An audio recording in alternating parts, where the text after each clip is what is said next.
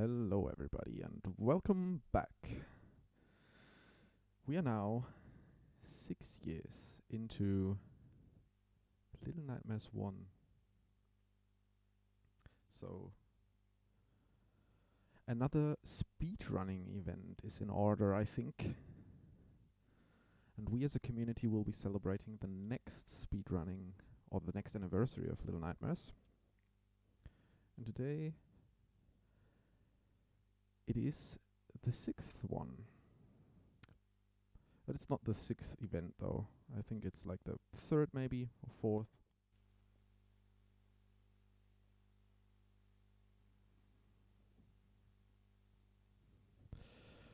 And today, as always, we will have different runners from the community joining us live here. And for the first, category that we will be running today, we will have all gnomes and statues. A category that I think deserves more love than it is currently getting. More runners than currently. And everyone here that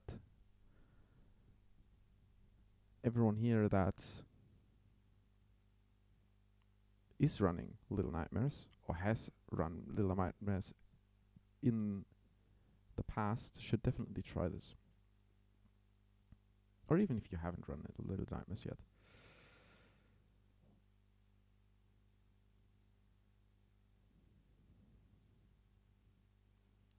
Right.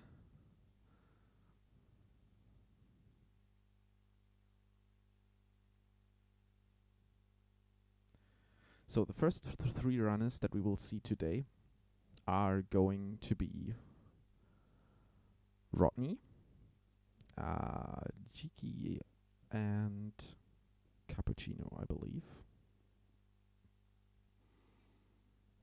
And these three will be heading into the race in a little while.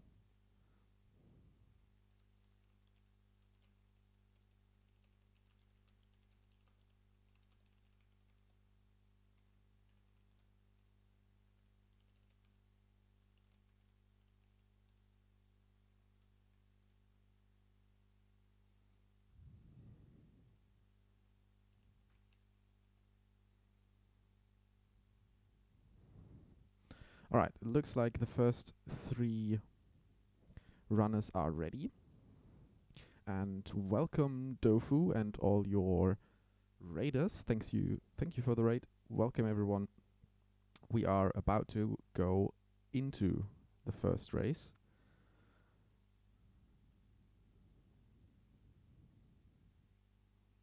Let me adjust this real quick.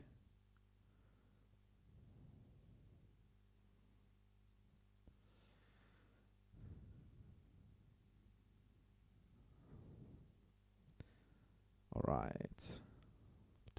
We'll just start with a little bit of sound from Jiki.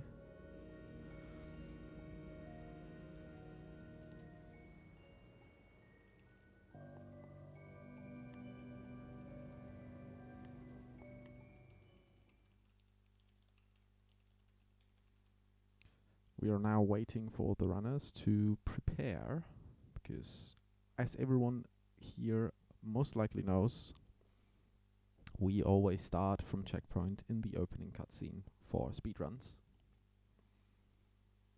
And now it seems all runners are prepared. I hope game sound will be with you as soon as we start. And if you need any sound more or less, just let me know and I can try to figure that out on the go. And I do believe we are ready.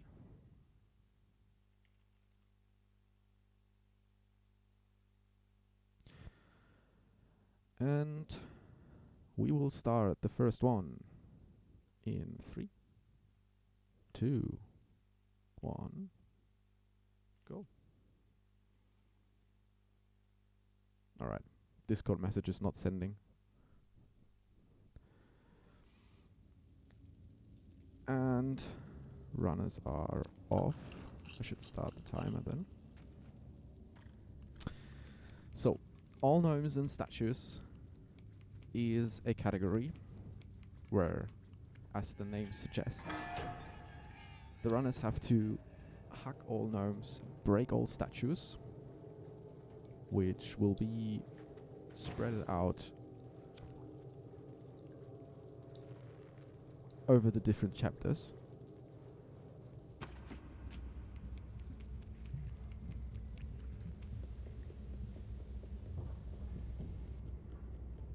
Alright, sorry for that. I had to change some audio settings on the go. That's not the best idea, but whatever. As you see, the first two runners, Jiki and Rodney, breaking the first statue already. Cappuccino is a little bit behind, but that might just be the delay between the streams. Always do keep in mind that there might be a delay in between the streams for technical reasons. It's just the way that we worked it out in the community. So yeah.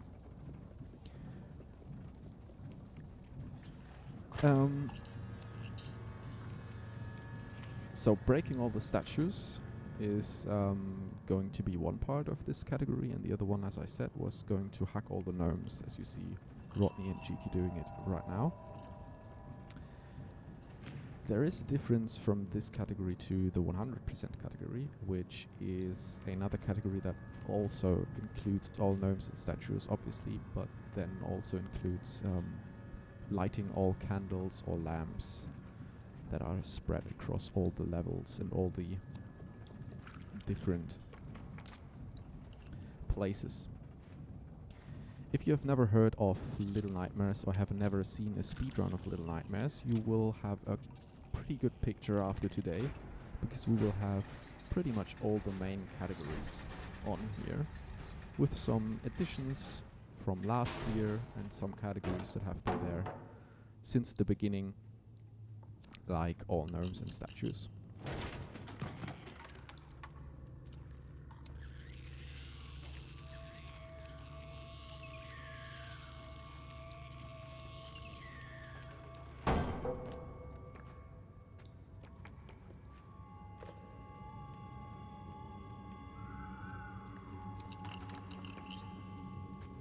So we're seeing, I do believe, Rodney pulling into the lead right now, just by a tiny little bit. We can't really tell if Cappuccino's on par with him or not. I think they are pretty much even because of the little delay in stream. So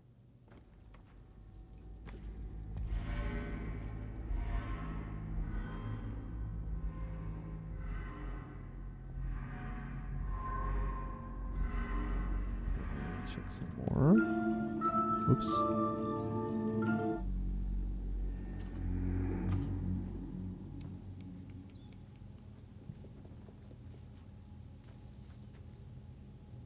I swear I'm not new to this.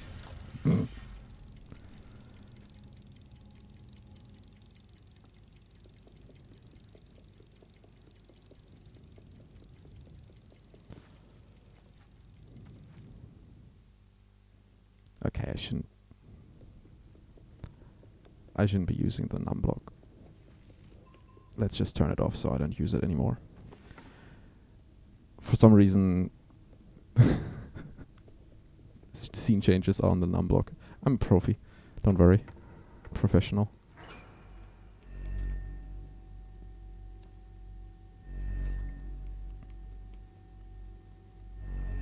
Right.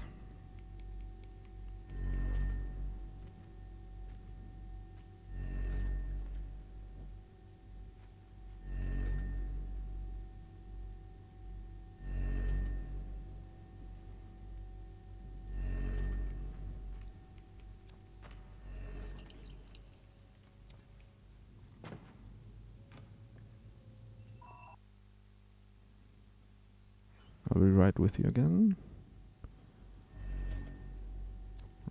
just fix this timer. Alright. Okay. So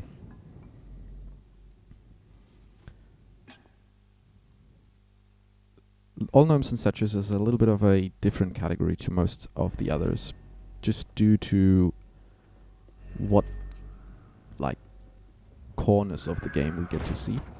Because some statues, some gnomes will be hidden in spots that you don't normally get to see in normal any percent or any percent no major glitches runs or something like that. So, for example, the room that we were just in where the statue was hidden. One of the rooms that we will see in the all DLC run later today, where it will have a little bit of a different meaning than what it had here. As Rodney just pulled through the first 3 hunger skips, Jiki is performing them right now, and Cappuccino also on them. Hunger skips are one of the most time-saving skips in Little Nightmares. At least they were before kitchen clips were discovered, I would say. Together with the hook skip, the hook warp that we will see later as well. But hunger skips are basically the where you get Six to trip while she would normally go into the hunger animation. There's a set of hunger animations in every chapter of the game. And so in the first 3 you can actually skip most of them by just tripping at the right moments. So speedrunners will have the visual cues where we know that the trigger of the hunger skip or the hunger itself is there, and we just have to trip into it or right as Six reaches that to just cancel that animation out with Six tripping.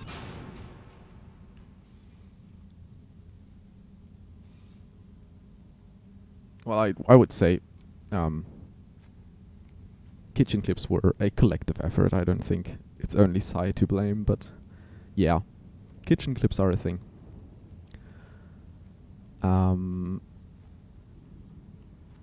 If I'm not totally wrong, there might be second kitchen clip might be used in this run as well. I don't know if they will go for it, if the runners will go for it here, but theoretically you can go for second kitchen clip. The first one not, because you would skip a gnome that you need to trigger in the part where the chef sleeps. So yeah, you can't perform first kitchen clip.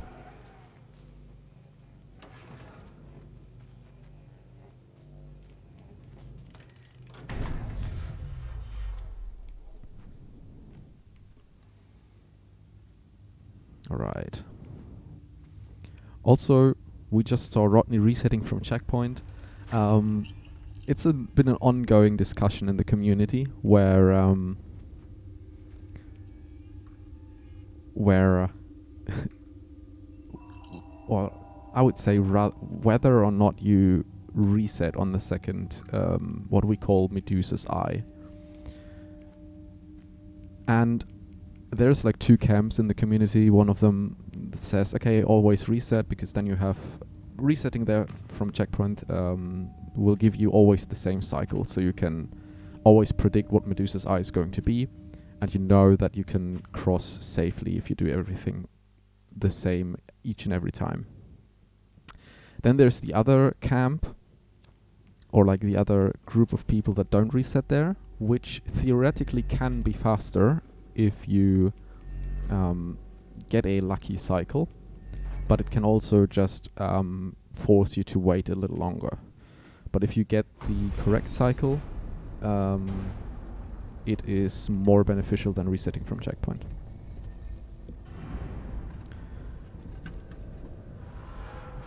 Nobody using your epic fast keyboard strat? Then you can show us later. I think you will We will see what Sai means with his epic fast keyboard strat later today.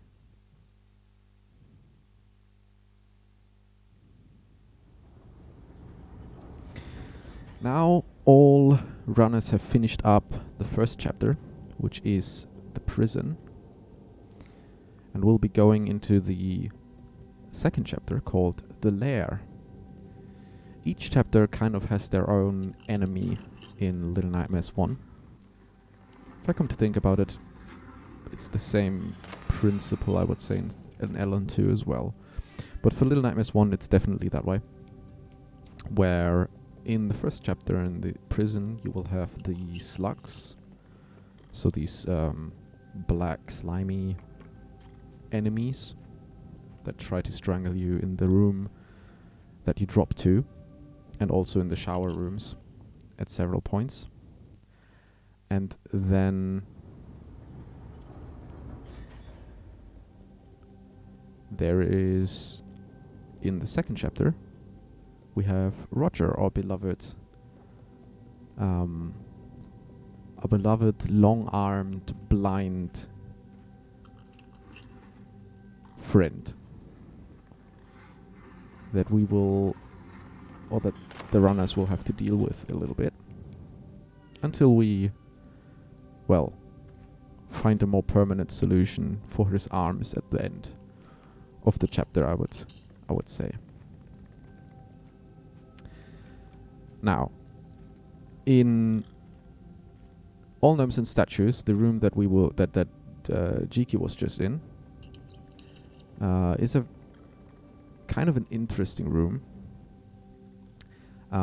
Also story or lore wise, because if you push the button in that room, the screen in the back of the room will open and you can actually see some rooms from later in the game. And yeah, it's a little bit of a foreshadowing or kind of a spoiler for later on in the game. Now Rodney is on the second set of hunger skips, and we see that the other runners have fallen a little bit behind because of happy little accidents, but that's just what happens in a racing situation. Everyone can have their little hiccups or their little deaths. And sadly Jiki and Cappuccino both had one of them each, I believe. Maybe Jiki had a second one that I missed a little bit. Now we will see on Rodney's side that Roger is going to show himself, or like show a little bit of himself for the first time, by trapping you into the cage. Cappuccino now on the second set of hungers.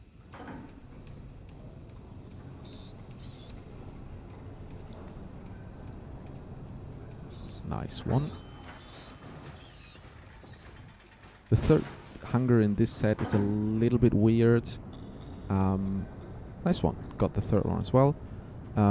Because of the positioning, most of them are positioned so that we have a very straight line that we can use as a visual aid where the trigger is going to be and where we need to stumble.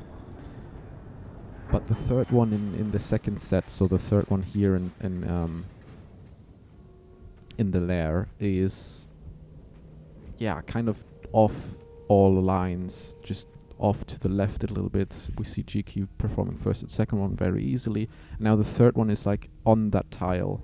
So most of the runners will start tripping from the line and then do a second trip. And that seems to work for most of them. But you see how long the hunger animation traps you, so that's all time that you would normally save. It's about,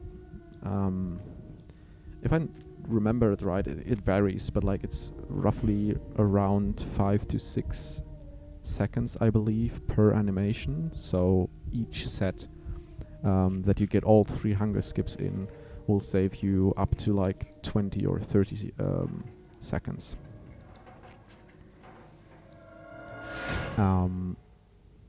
So the 3 runners that we have here, Jiki, Rodney and Cappuccino, are all, I believe, fairly high on the All Gnomes and Statues leaderboard. But to give a little bit of a perspective, I would say, Jiki has been playing a lot of different games and not running Ellen so much recently, and I think this is the first race that Cappuccino is in, if I'm not mistaken. And also keep in mind that, his stream started a little later, so they will always be a little bit behind, just because of the technical delay. It's not like... Yeah. But it's actually first, second, and third place of All Gnomes and Statues right now.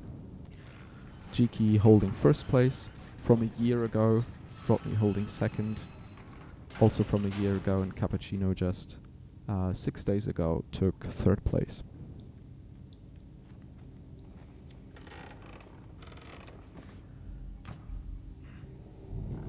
Yeah.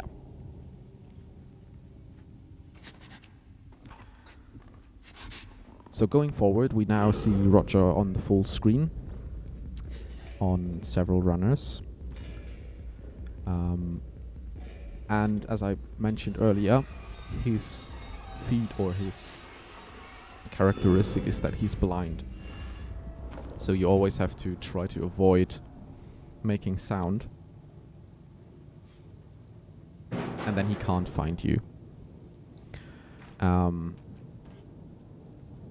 Yeah. Later on, other enemies will have like kind of a different mechanic to them that makes them unique. And we will see that once we go through this chapter. Now, on Cappuccino's screen, we see it right now. We are just backtracking through an area that we have been to before. This is the same elevator that took you down into the into Roger's workshop, essentially, and that will now take you up again out of it.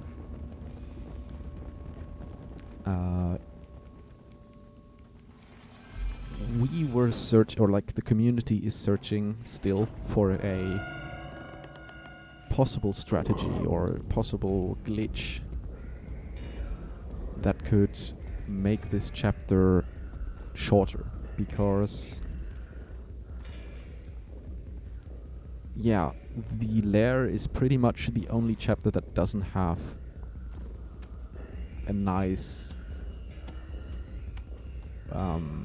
big skip that can save you a lot of time. In the prison we have the pulley skip, which saves a decent amount of time. In the kitchen we have the kitchen clips that I talked about earlier, and we also have the hook warp. In guest area we have early elevators, which save a little bit of time, but also we have the early elevator with the chef, and also the early elevator with the lady at the end. Now on Jiki's screen we just saw, and the other runners were doing it before, but we saw a little trick called monkey skip, which uses the weird way the physics work in Unreal Engine 4. Essentially, if you give an object a certain velocity, then and that object is not your character,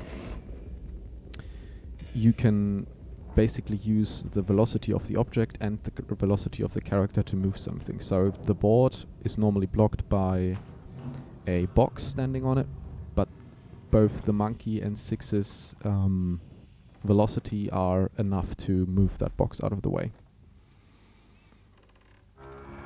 Yeah, we see Rodney breezing past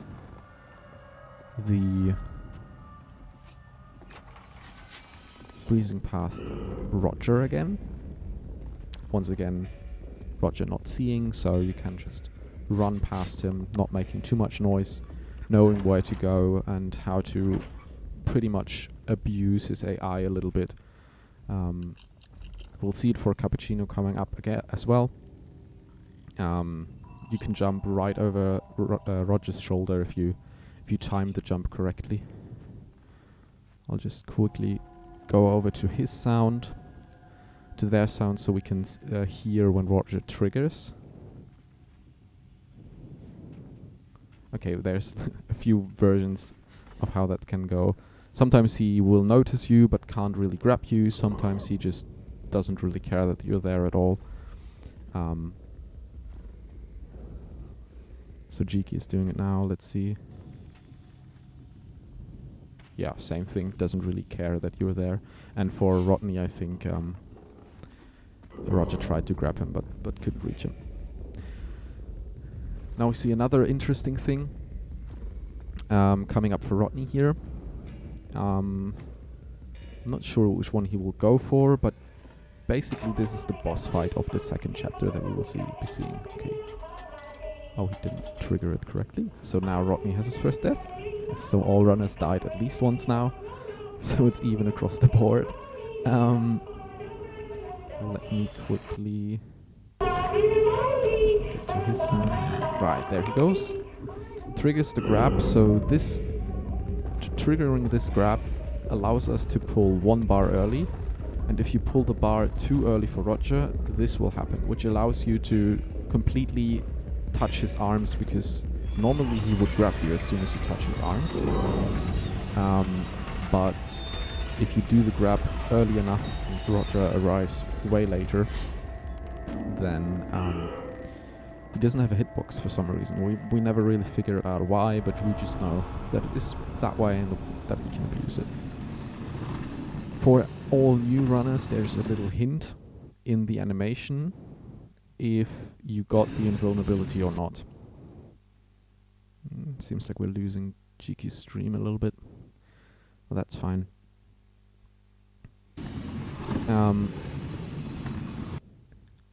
So essentially,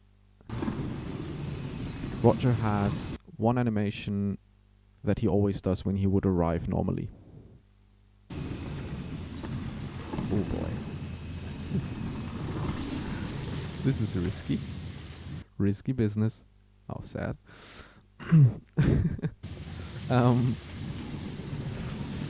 So the animation he does when he normally arrives, if you see that and you have tried to pull the first bar. I think we are on Rodney's sound, are we not? Right, let me see.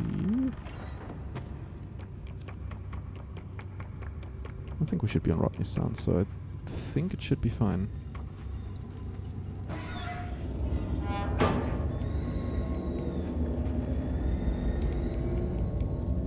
Are you sure? Oh, that's interesting. I guess it's still a beta, huh? Alright, let's try something else.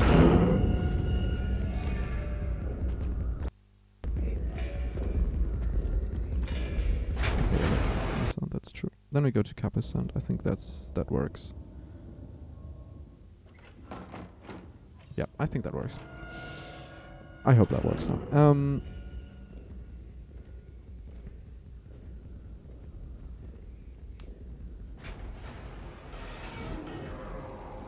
Right, this is the first animation which is the normal arrival of Roger. If you have that animation, you know that the invulnerability triggered. If he reacts to you pulling the bar, which is him like feeling around the room a little bit, then you know the invulnerability didn't trigger and you actually need to back up. And to just save it. Do the save strat, do it the normal way, because the hitbox is still in full effect.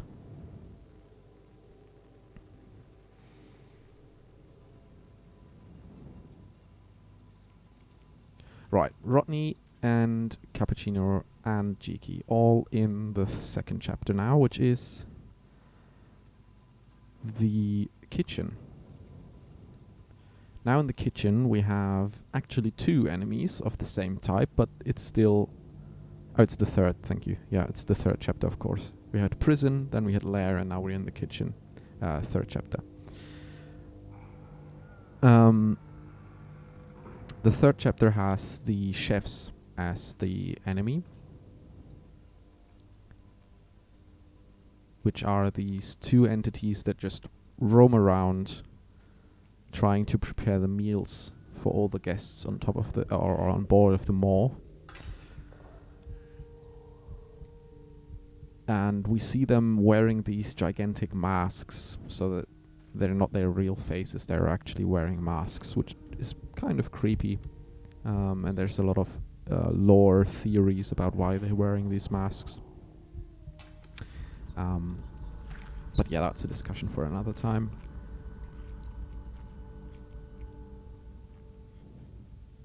So this, normally in any percent, the runners would actually skip most of this part by just clipping through the door using the...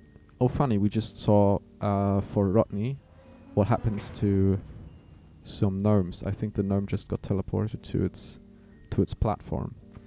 Because sometimes when gnomes are inactive, they are stored on a platform outside of view, and I think the gnome just zipped to that platform. If I saw it right, maybe I'm hallucinating. But gnomes are stored on a separate platform out of view, where the camera can see them if they're not actively on the screen or viewable. Oh, this is going to be interesting. How Rodney's going to manage this. Yeah, Cappuccino had to go back for a little statue, but that can happen. If you run other categories most of the time, you will kind of probably miss something. I mean, theoretically, you could go and perform first clip after you got the gnome. But you can also, at that point, you might as well go the safe route, take the key, and go with the key.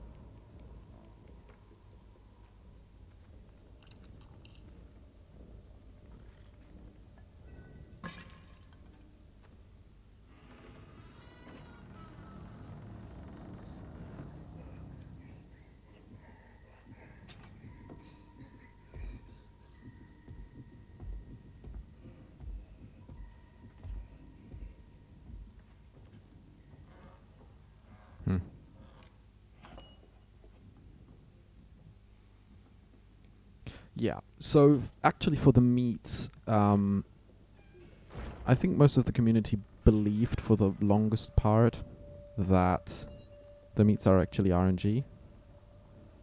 But we found out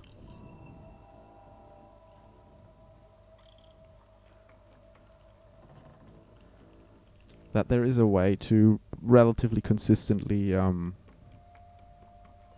manipulate them.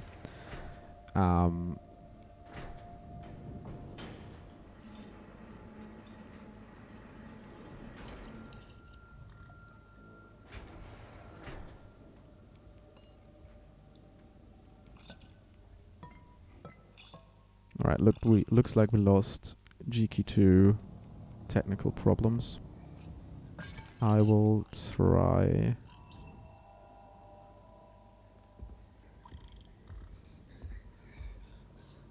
Nice, so here is where we see second kitchen clip in action.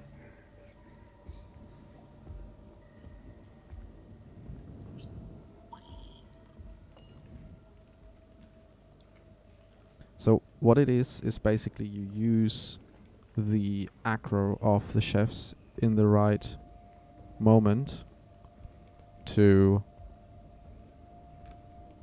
lure them into a position where they can't grab you, but their hitbox will push you through an object. For example, these thin doors or thin walls. And we just saw Rodney abusing that. So the chef actually pushed him through that door, and he doesn't have to go all the way up, get the key from there, go back down, and do all of that.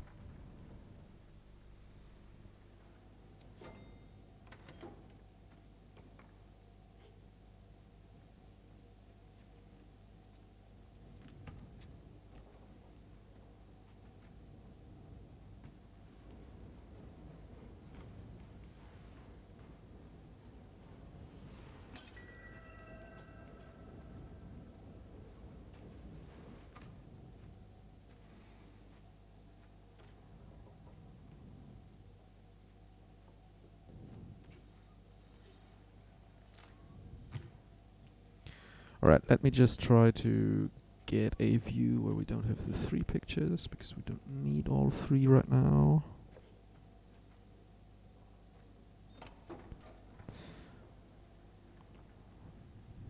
So I'll try to fix this real quick, sorry. We're never really not, well, dependent on technology, so sometimes it just goes worse. It just goes south and we can't really control that.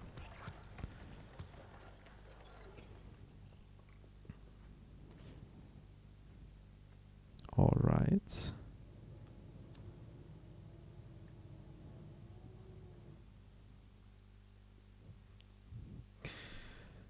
So, as I was talking, now we don't have any sound. Let me fix that real quick. Sorry. I'm sorry, guys. We have that fixed in a second. Missing the timer. We will also fix that in a second.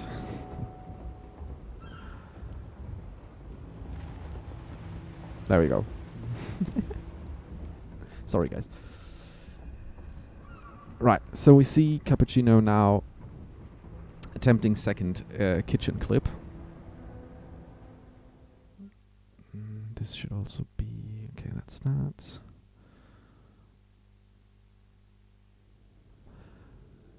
So what you do for second kitchen clip is you call down the elevator, which will call down the elevator with the chef in it. And then you have to take aggro and slide in the right moment so his grab goes over top of you. Then he runs into you and just pushes you through the door, as we just saw, because their hitbox are a lot larger than 6's hitbox. And for some reason in Unreal Engine, if 2 objects collide and one has just more mass or more velocity, it can push the other one through, well, let's say thin surfaces. So yeah, the doors are thin enough and some walls are thin enough in the kitchen. This was actually found, I think 6 hours or maybe 9 or 12 hours before a community spotlight from GDQ on Little Nightmares, which was quite funny because I don't quite remember who it was, but I think it was either Rodney or Sai who went for the trick. Like, as I said, like 9 or 12 hours after its discovery on a GDQ spotlight. Oh yeah, thanks for the correction. So actually you can be pushed into thick walls, but you can't just move. So you're just stuck in the wall. I think that's what happens if you wiggle on the first clip a little bit. But we will see the first clip later. Rodney is now on the second to last chapter, the 4th one, the guest area, where we see all these, well,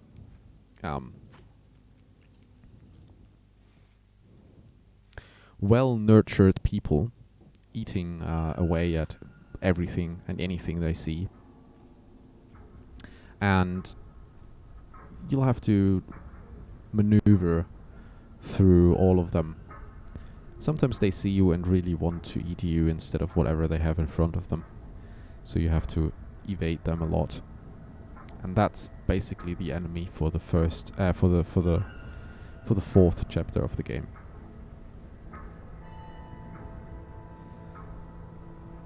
We also have the chefs still. They kind of carry over, as we see, or as we will see on Rodney's screen right now.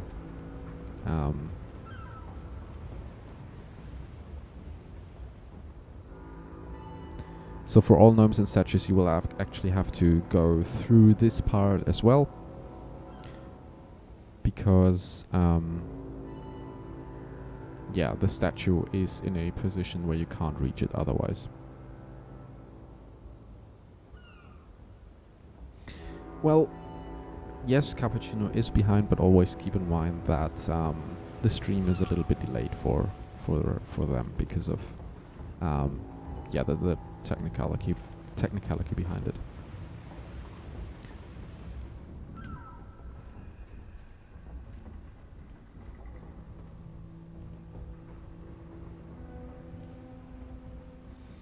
Right. Rodney is now going to go and reach the statue that I was talking about, which is on the shelf there on the right, a little bit in the dark. Right there. And that's the reason why we can't take fast elevator here. I think Rodney has been running for 2, maybe 2.5 years. Something around that time window seems to be correct. I might ask him later if we have the time for that. And I think Cappuccino joined this year, if I'm not mistaken. So, yeah. We've been seeing a lot of new runners recently, which is great. Just getting some new faces in the community. It's always a good thing. Around January. Yeah, thank you, 41. Around January, maybe last year, okay. Thanks, guys. I wasn't really sure.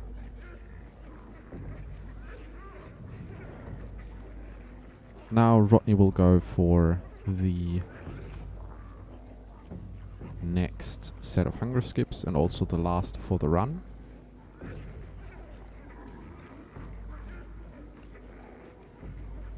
Again, clear lines on the boards which indicate where to trip.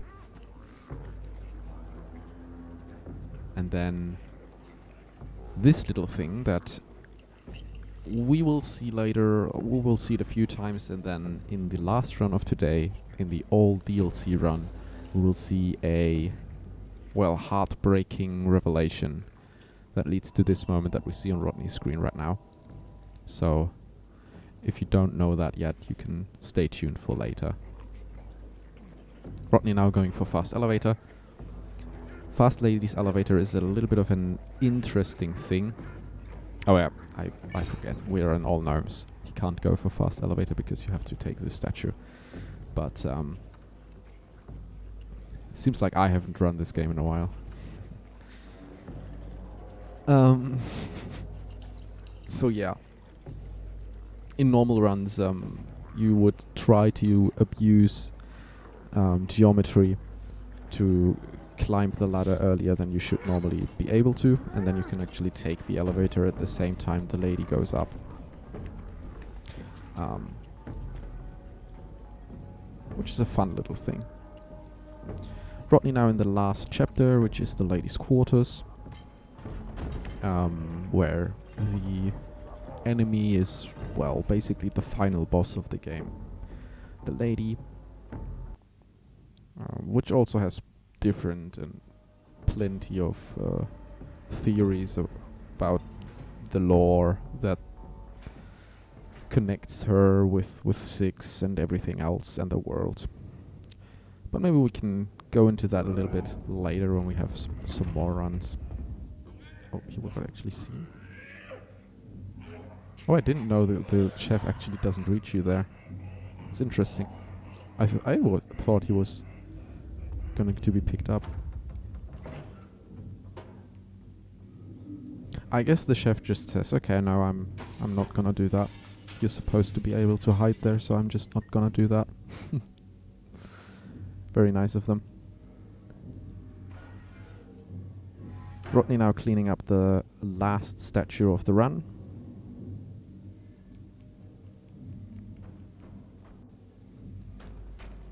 And now... Oh, that's ballsy. I guess it's on keyboard then. Going up that pipe. Game theory stream. I don't think I'm the right person for that. I'm not that deep in lore. But sure, if someone else wants to do this. Community channel has been vacant for most of the time.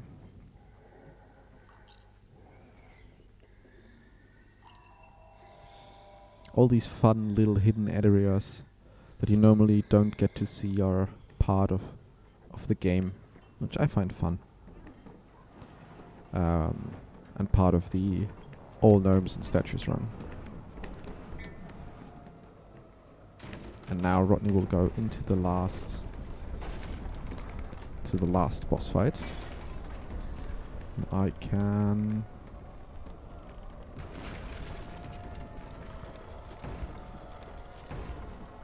My god.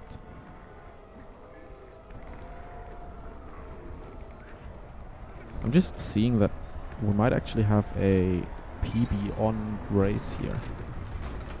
I do believe that right now Rodney is ahead of his own personal best and might actually also be ahead of world record. Because his time without loads right now is 41:21 and world record would be 42:54. So I do believe that we will actually be having a world record for all gnomes and statues on the stream right now. Lots of golds in that.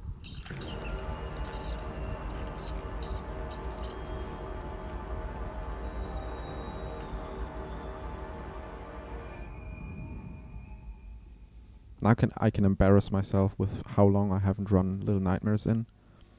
So the boss fight, the last boss fight, is mostly scripted, and the encounters with the lady that you can't, that are not 100% scripted, just for the direction in which the lady will come from, you can manipulate easily to get her to appear in a specific location.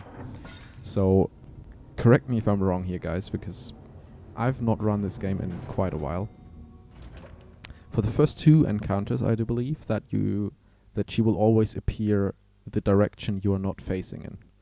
That is time for Rodney, by the way, which is a 42:32, and therefore officially a new world record in any percent all gnomes and statues. So that's quite good. That's quite good.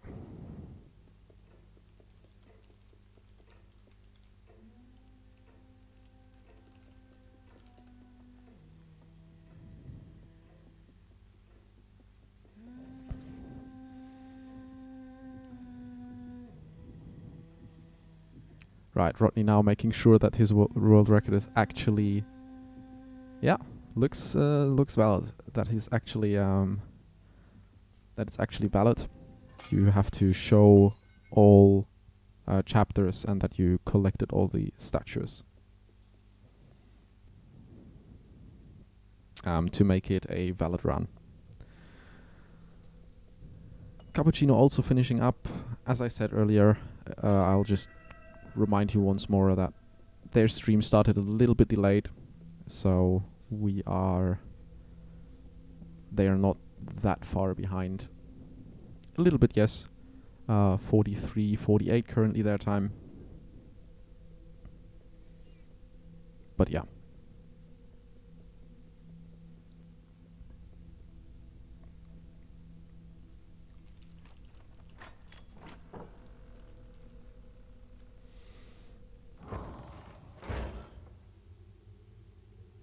Oh my god. Cappuccino, you absolute mad lad. He just went for that. Fair play, mate. Fair play. That was... well, okay. Okay. Yeah, fair play, dude. Holy shit. He did super slide. That's pretty good. I don't know, he did only the zip, right? The super slide would be afterwards. Fair play. So, I think we haven't seen it before. I haven't really paid attention to the first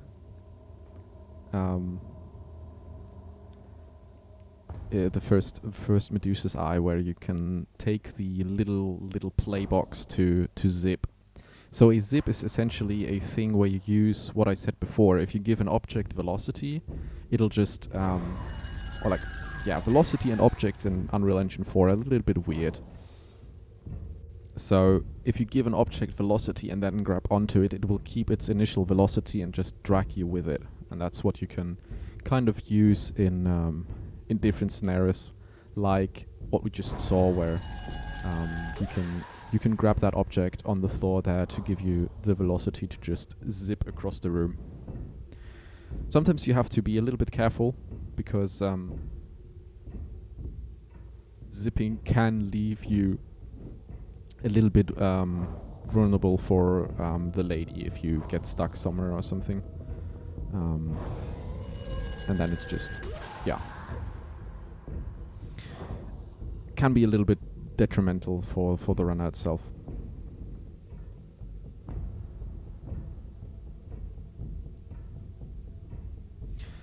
Now, Cappuccino will be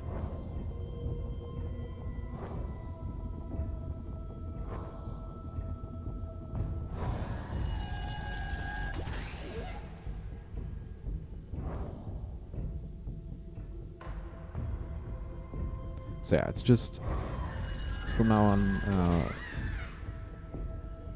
So as I was saying earlier, there are scripted encounters where it's just always the same position, like the last one, where she will always come from the top left. That finishes Cappuccino's run as well. I need to find the timer real quick.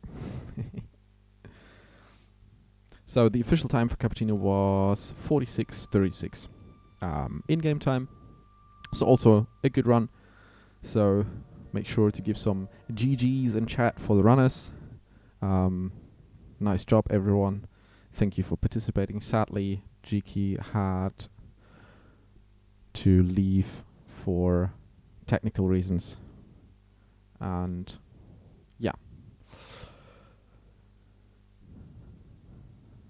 So, for technical reasons, Jiki will also be pulling out of the NMG run later on this stream. So if anyone that is part of the community already and has run NMG wants to join the event, you can just hit me up and I can give you the short setup tutorial, or like send it to you, and then we can maybe get a fourth runner under in that category. Yeah. So this was All Gnomes and Statues by Rodney and Cappuccino. Thanks to both runners for their performance. We will now go into a short break to get the next run underway, which will be a sprintless run. I would say about 5, 6, maybe 10 minutes, somewhere from like 5 to 10 minutes from now, we will be continuing with the next run. So go get something to eat, something to drink. Make sure you've got everything you need, stay hydrated, and then we see each other in a little time again.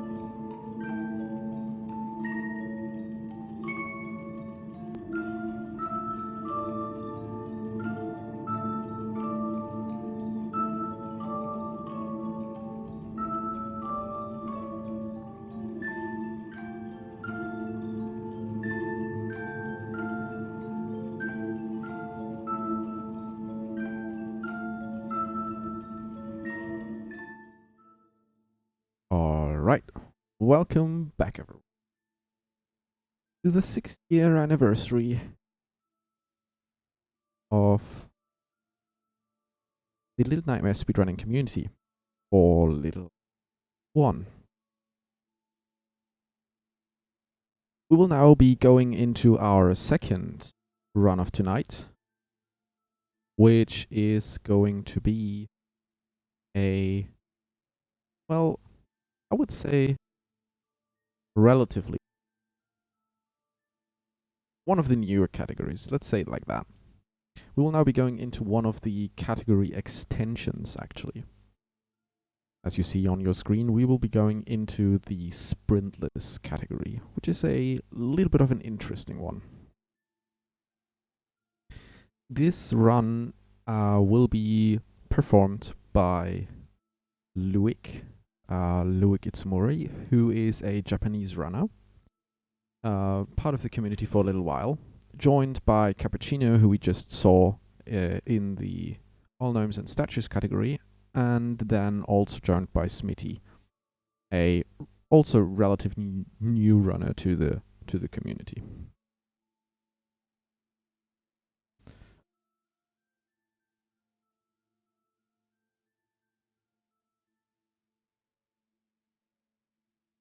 All right. Let me just check in with the runners for the last time and make sure that you see all gnomes. I hope the game sound is there as well. Ready. They will all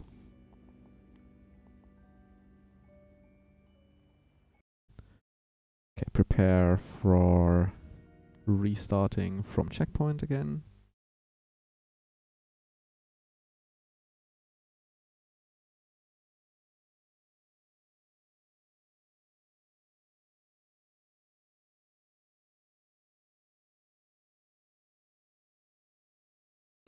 Cappuccino checking key bindings once more. That's the real shit. And all right, in 3, 2, 1, let's go.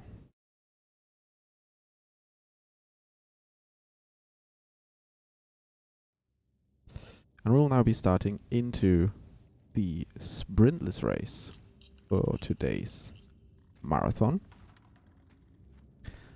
Right. The rules are pretty simple and self-explanatory, I think.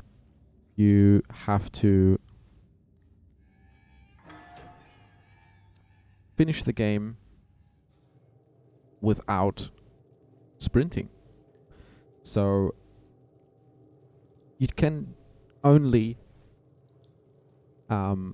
use the normal walking plus what we call zero hopping, which is basically a thing that the runners will be trying to do most of the time. Zero hopping is a little trick or a little technique that was found, I do believe, last year as well, so it has been around for a little while.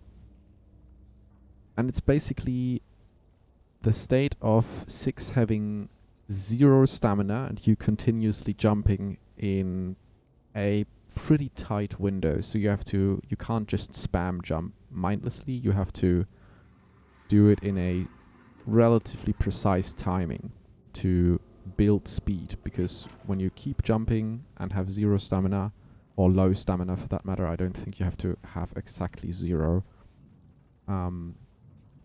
Six will just speed up more than you could normally do without sprinting. That changes parts of the run from the quote-unquote normal categories, because you have to take maybe a little bit of a different route here and there and find creative ways to deal with enemies or certain encounters. So that's why we initially decided to add the sprintless category to the category extension leaderboards. And I think it makes for an interesting and fun category that is just different from the normal everyday any percent or any percent NMG grind that most of these runners have been going through. Just switching it up from time to time. So for now, we will just see most of these, or pretty much all of them, just keeping the jumping up to keep the momentum going, to not lose too much speed, to get through everything pretty much as fast as you would normally go through it, just making it a little bit more interesting, a little harder.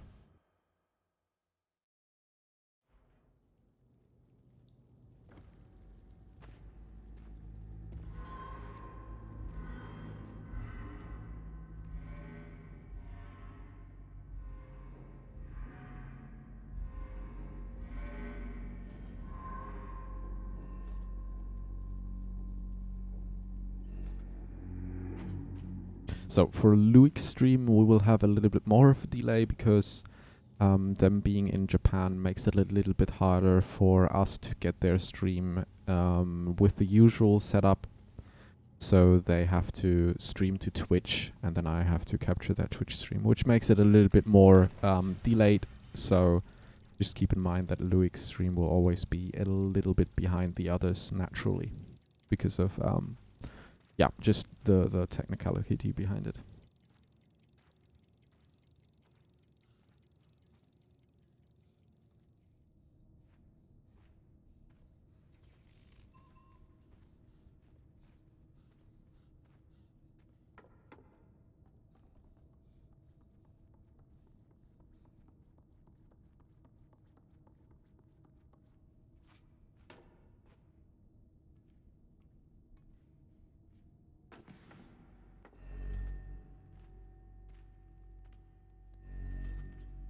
Right, hello to all the newcomers, and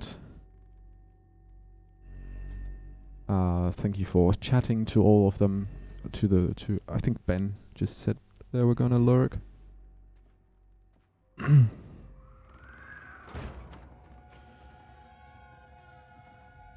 So, where was I?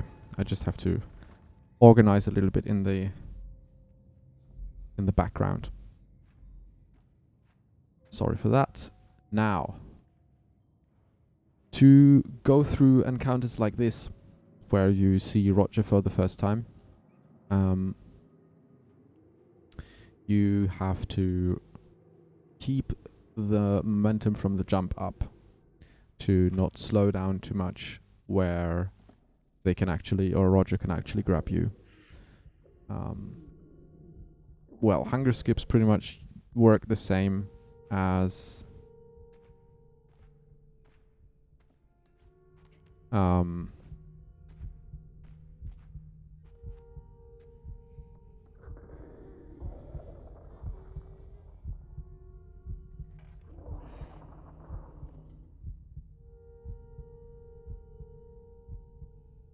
as in normal runs. You just have to be precise, get your alignments correct, and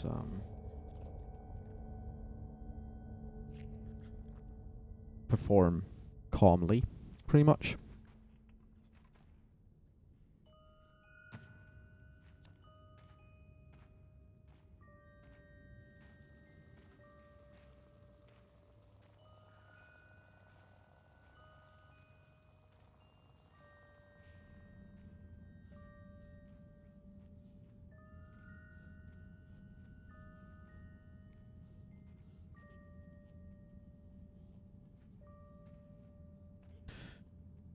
Right.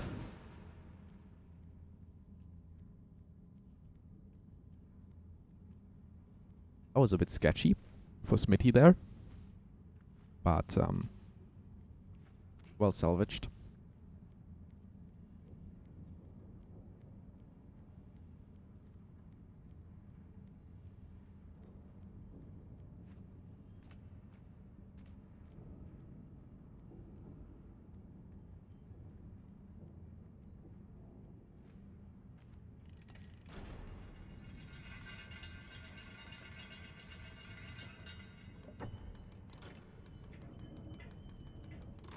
So coming up for Cappuccino and Smitty, and also Luik, who's pretty much caught up for the delay. Nearly. Right, a little bit behind because of the technical delay I said before, but actually pretty close. So now we'll see Smitty going for pulley skip. Safe version here. Then Cappuccino also going for the safe version. Basically how pulley skip works is you drop a distance that would normally kill you, but due to some weird geometry in these boxes back there, you can actually land there without taking the damage that would kill you, allowing you to actually drop distances higher than usual. In this case, this saves the backtracking to the left, going down the with the rope, and then running through the shower room again, which saves about, I think, like 13 to maybe 20 seconds, somewhere around that mark, I believe. If someone knows better, please correct me. I'm not that sure of the actual numbers right now.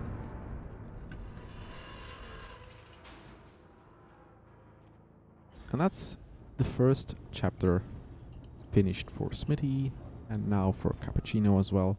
And Luik very close behind. Keeping that delay in mind, I think pretty much on par with the others. I can take a quick look at that.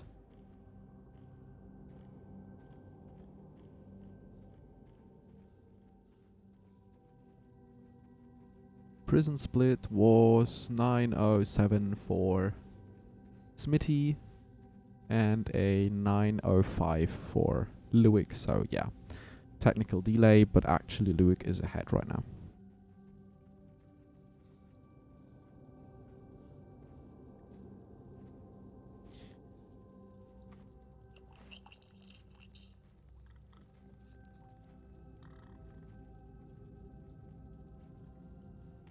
Sprinting only saves roughly 2 minutes in prison. The thing is... 50-second delay. Thank you, Dofu. Probably even a little bit more because of the... Or did you just... Oh yeah, probably calculated that, right? Could be it. Yeah, that's pretty accurate. Yeah, 15 seconds is pretty accurate.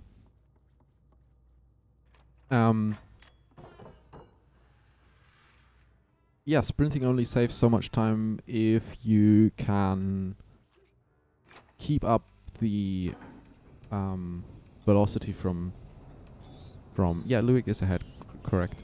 From zero hopping, you can actually go pretty much as far as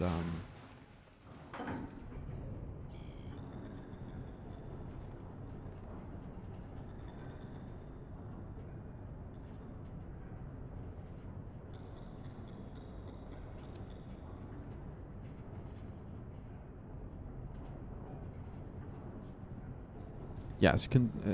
If you can keep the velocity, you can pretty much end prison in a similar time. You will always have like a bit of time loss because you have to build up the speed with zero hopping. Whereas if you just press sprint, you pretty much immediately get the faster speeds. Clean hunger skips all around. 1, 2, 3. 1, 2, 3. First one for Luik. And the second one triggered. Bit unlucky there. So now a little bit of time for the others to catch up. Yeah.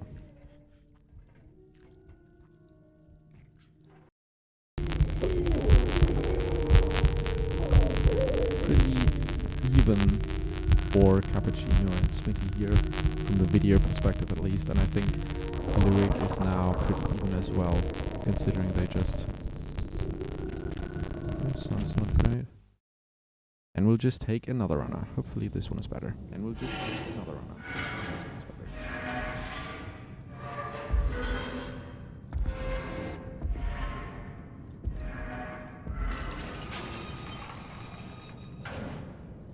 Now we are in the trap again, starting the second chapter. Will pretty much be more of the same, jumping around more.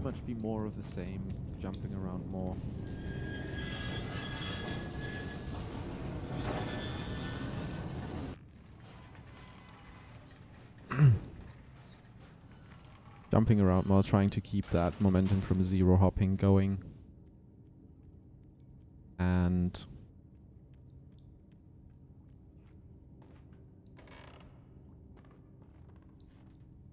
dodging Roger as much as possible.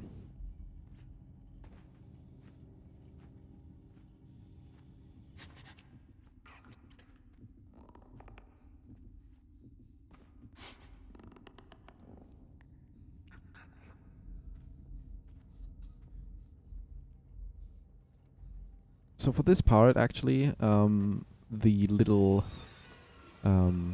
trapdoor, you only have to open it very, very little, because the crank will actually go on for a little bit longer than you actually crank it. So you can actually cut the time that you spend cranking the trapdoor up by quite a lot, and then just continue on slipping through the little crack as it opens. Now here for the shoe pit, there is a little something that you can do normally. When you land and press crouch at the right time, you can actually slide. But in order for that to work, as we just saw with Smitty, you have to build a little bit of momentum. So doing it in sprintless is, I think, tiny bit harder. But if you get the timing right, you still get it. It's a pretty tight window that you have to press crouch in to get that little extra slide, which just gives you a little bit of a momentum boost in the room with the shoe monster. Now we will see the monkey skip, most likely, or the runners going for it. Just that weird interaction of geometry again.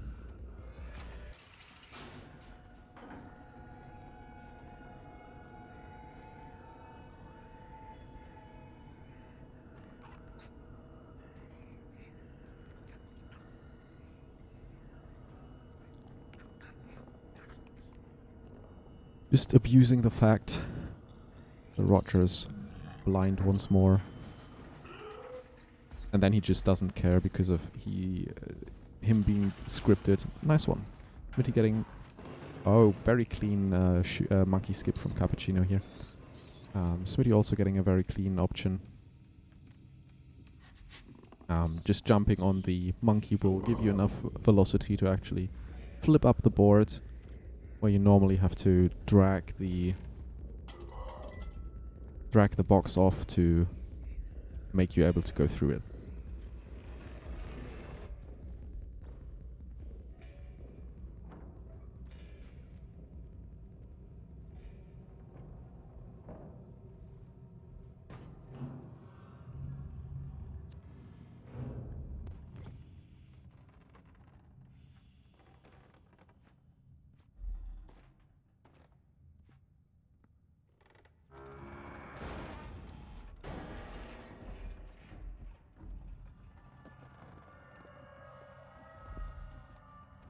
Fun fact about this room where Cappuccino and Smitty are just in. Sometimes if you position 6 weirdly, the shoes that drop down from the ceiling will actually drop through the floor. It's just another weird interaction of hitboxes that the game engine has, which can sometimes screw you over a little bit. And right as I say it, Luke has exactly that happen to him. The shoe that lands on the outmost right corner of the little shoe cluster is the one that we will normally go for, and that happens to be the shoe that if you stand too close, I think, is what triggers it. Just drops straight through the floor, and then you have to adjust and take another shoe quickly enough so that Roger doesn't recognize you. Luke performing that perfectly here and getting out of it easily.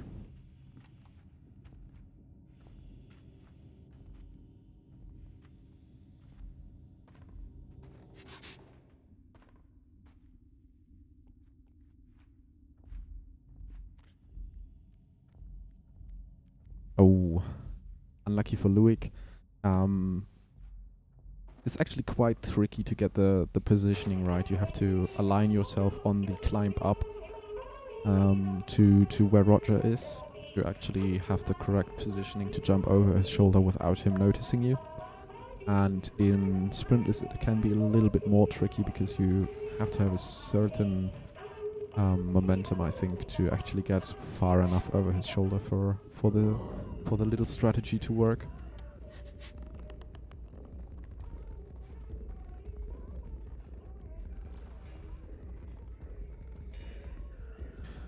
Now, if you look at the Roger,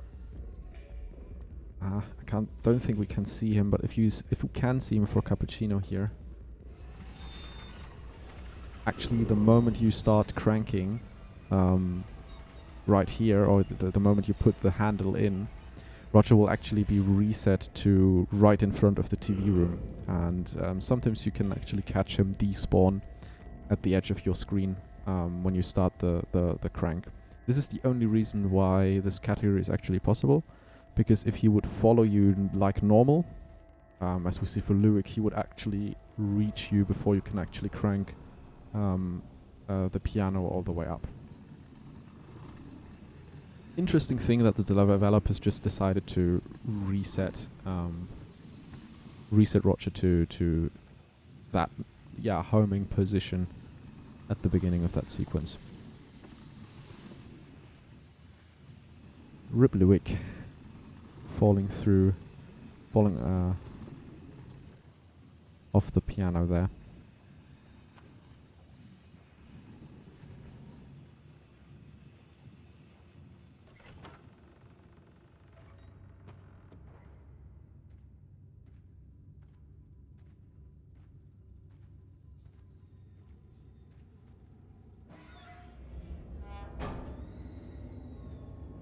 Now, as we just saw on Smitty's screen, and I think maybe on Cappuccino's as well, if you time this jump correctly, you can actually touch Roger's arm there as well in the little vent. So, because somehow his hitbox just doesn't care about you. Now we see a different... Oh, that's actually a very different setup for the one cycle or the invulnerability for Roger's boss fight here. Because of not being able to sprint, you actually have to abuse that zero hopping mechanic a little bit more that I talked and touched on earlier.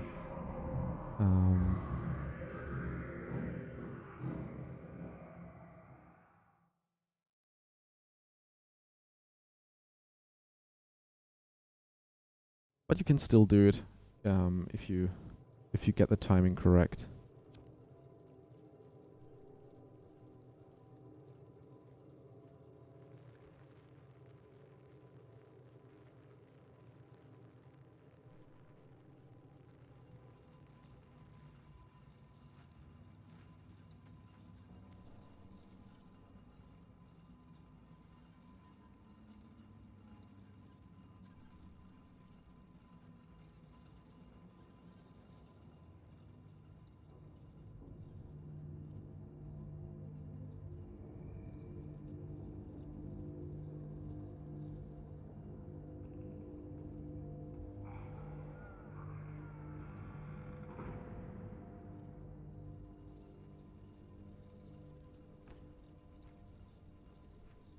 Oh, it's not actually zero hopping, right? It's just chaining hops to build momentum.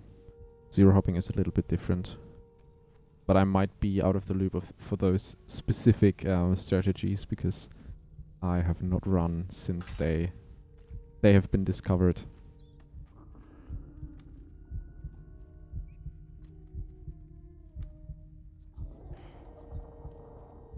Or not really, at least.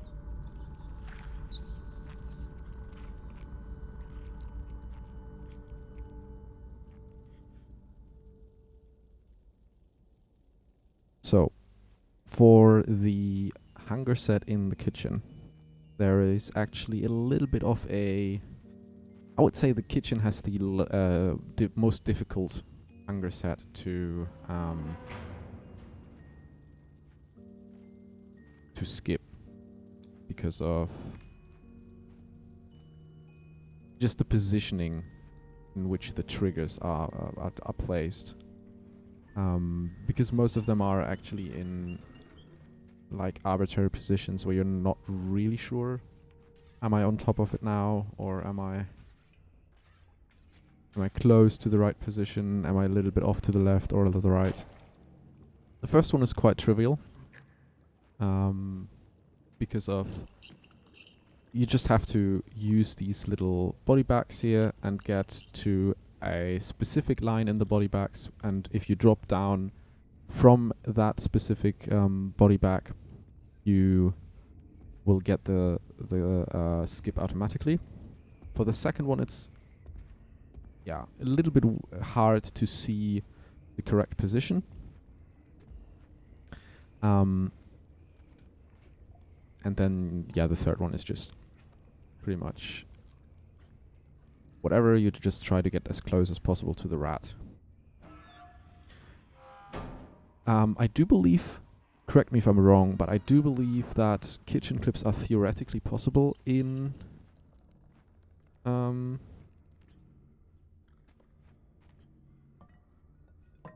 this category.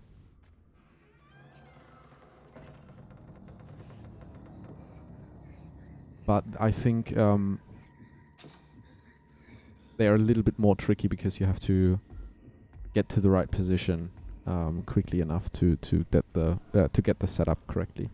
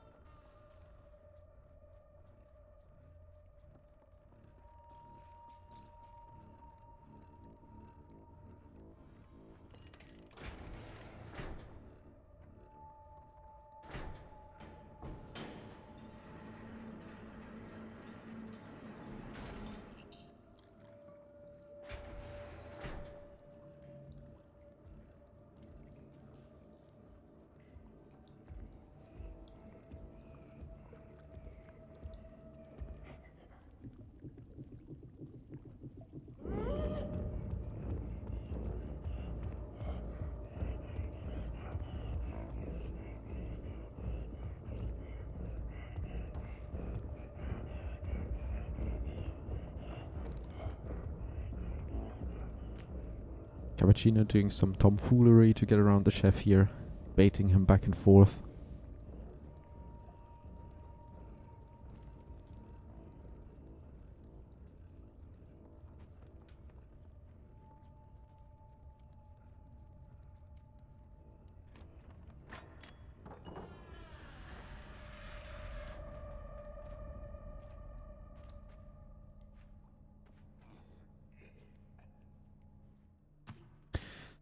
So we touched on it a little bit in the last one, but I want to go into detail a little bit on the meats, because for most part of the past few years, I think in the community the consensus was that meat drops are pretty much random, but they are manipulatable,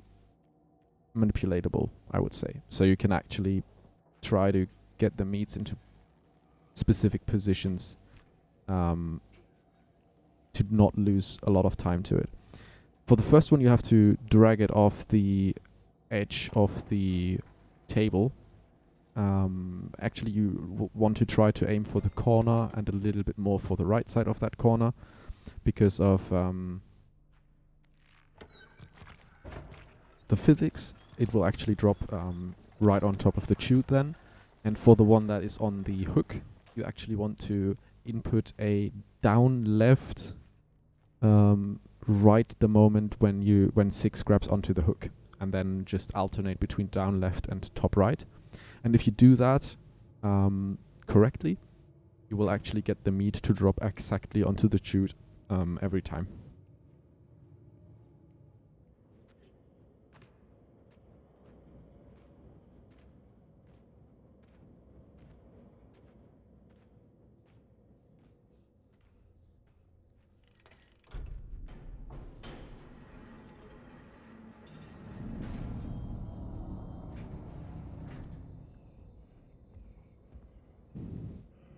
Now we'll see some more tomfoolery with the chef to get the early elevator. On an earlier elevator. And some more meat manipulation from Luik. Yeah, that was actually quite close to what I was trying to say earlier, but now the meats are in a pretty, well, a little bit of a weird situation. Because they have to drag around the second one around the first one. And as you can see, the chute has a little bit of a well, geometry around it that might stop you from getting it in easily. Smitty got spotted by the chef. Sadly has to reset.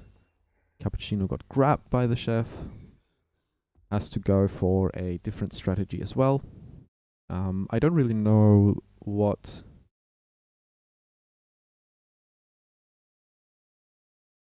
the...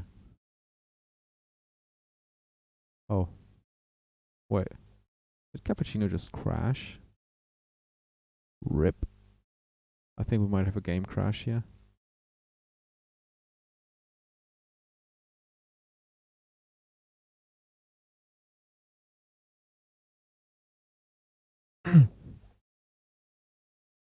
I don't actually know what the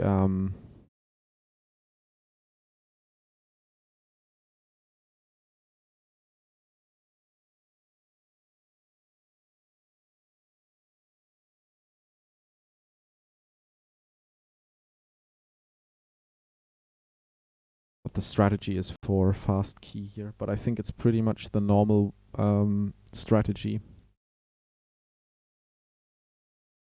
So how this... Oh. Got stuck on a little bit of geometry there. So how this strategy works is you trigger the chef so that he is stuck in his oh my god, look, 6 animation for a second, and then tries to run at you. And when you run around the table and step onto the bench, which seems to be a very important thing of this skip or this strategy, because stepping on the bench will actually trigger the chef to follow you there and try to grab you from the left side of the table rather than from the side towards the screen. And then in Sprintless you can make it, as we just saw for Luik, it's a very, very tight timing, but you can actually make it into the elevator right before the chef reaches you. And he will actually get pushed back a little bit by the doors closing. Right, let me just try to resurrect Cappuccino stream here.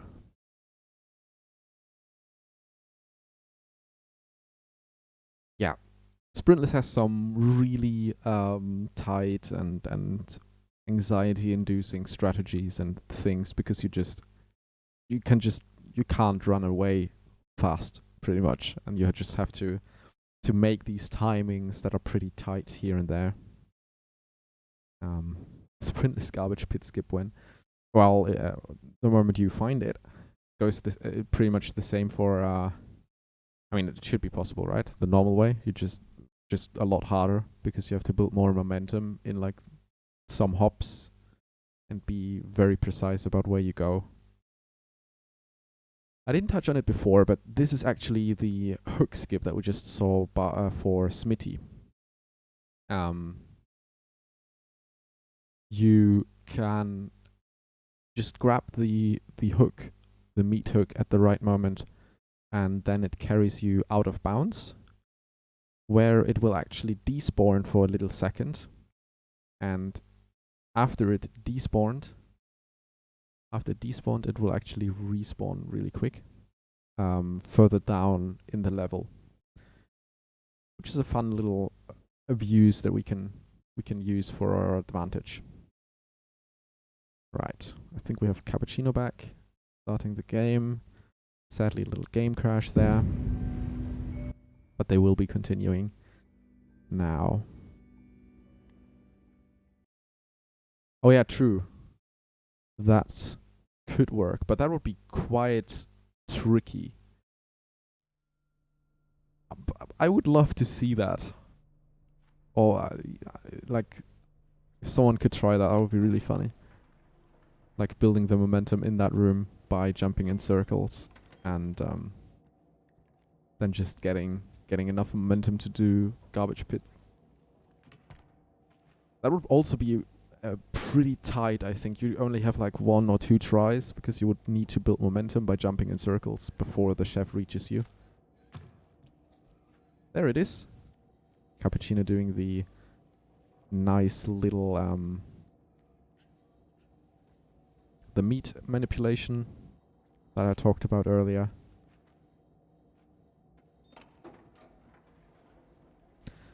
Getting the meat to drop in right the place that we want it to be in. And now Smitty and Luik actually being pretty much aligned in video means that Luik takes the lead by a considerable amount, I think.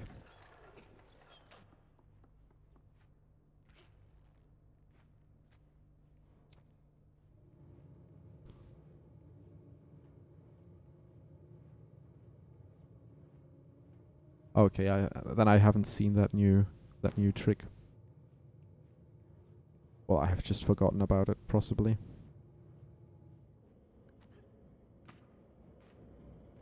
That would be interesting. Something like that would work in that situation. Would be pretty precise, right?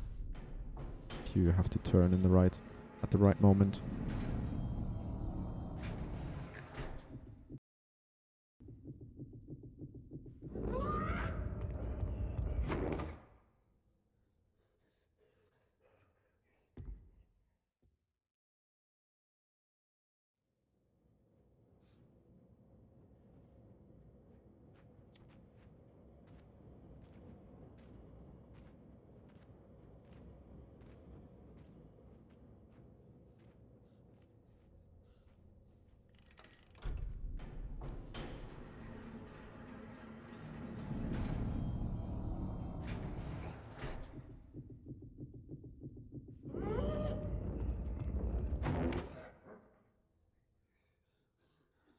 Cappuccino actually going for the second clip here now.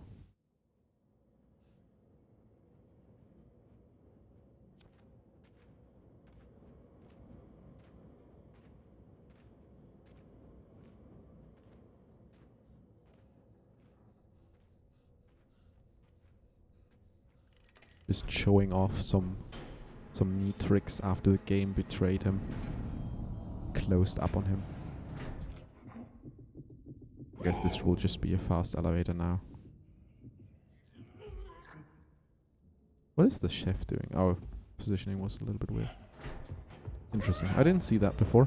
Well, that's an interesting way of doing that. Chef AI is really just miraculous. Oh, Luik nearly going for... Nearly got the sausage skip there. Smitty also trying. The sausage skip is, first of all, a tongue twister, apparently. Nice, Luik got it. And second of all, another kind of use case for giving momentum to an object and using that momentum for yourself. So if you touch the sausage with your body and give it a little bit of a swing momentum. Oh, rip. And then grab right after you got the momentum going, you can actually swing up the table without needing to go up the stool on the right. Luik getting trolled by the guests here.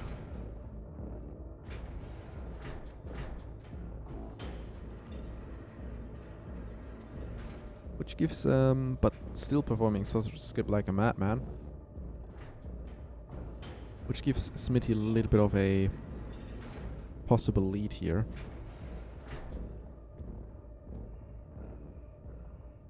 What?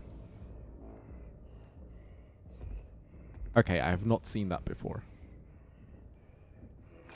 That was pretty insane. That was pretty insane, not gonna lie.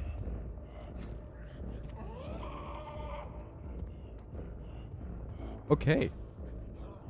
I have seen something new today. That was pretty good. That was a pretty good zip. And well executed as well. Bring the stats going absolutely ham. Oh, rip. Louis getting trolled again. So yeah, there are different ways of going through this this one guest in particular.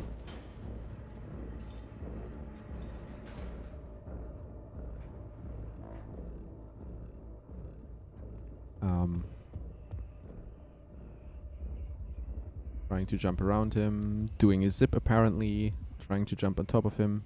Oh, he got stuck this time. Oh, Cappuccini went for the trying to pass through that door with the chef.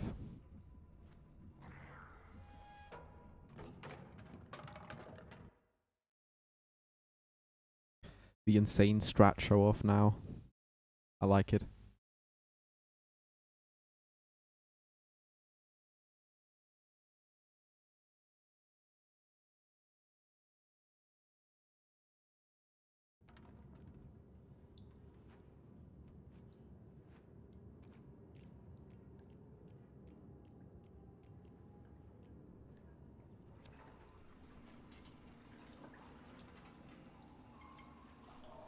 So the chase sequence that we see Luik on right now is actually an interesting point of the game for sprintless, because the game trying to help you caps your stamina to a certain value. If I remember it correctly, your stamina is capped to a certain value in that sequence. So normally you can just keep sprinting pretty much through all of that.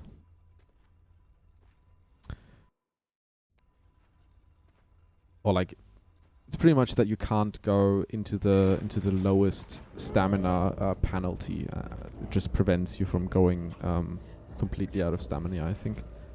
So normally you can just keep sprinting through the whole thing.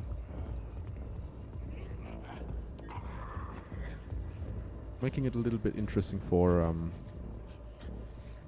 sprintless to keep your momentum going with the jumps.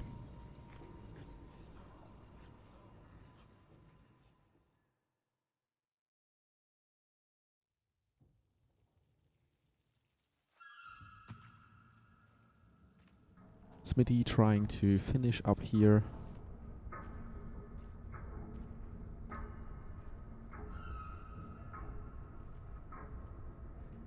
Going through ladies' quarters. So for ladies' quarters, I think that was pretty much the most interesting part of routing for sprintless, because of the lady chase sequence that we have in this chapter. Because without sprinting, getting that chase right is pretty tight, if I remember correctly. So we will see for Smitty trying to just get that momentum going as much as possible.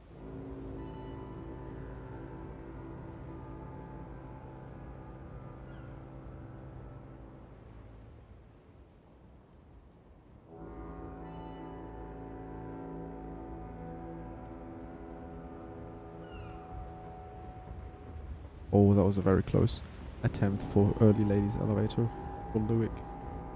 So yeah, you'll have to keep jumping and reach the end of that hallway just in time for the lady to not be able to grab you anymore, because then when you pass a certain point she will automatically despawn.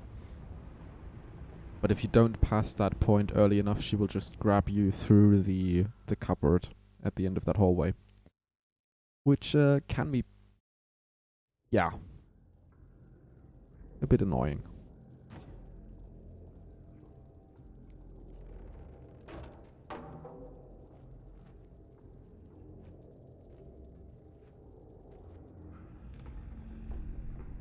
Now the last lady boss fight is pretty much the same.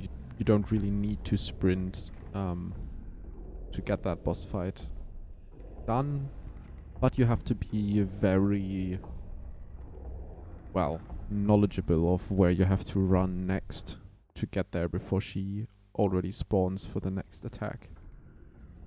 Because normally you would be sprinting to the next, well, light source and trigger her next encounter a little bit faster. Now you just have to power walk there to get early enough.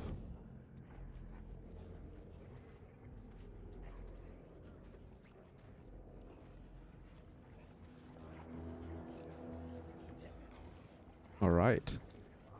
You're gonna probably see the super slide from Luik. That's going to be interesting. This is like the other way of going about the lady chase sequence in this chapter in Sprintless. You can either try to do the hopping to build enough momentum, or you do interesting graphics back for Smitty there. I've not seen that before.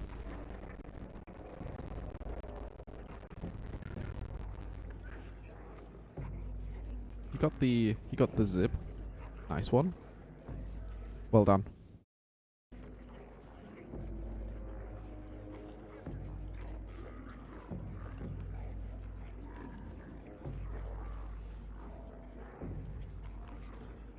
And that is time for Smitty. With a, let me look that up real quick. A 44:49.95.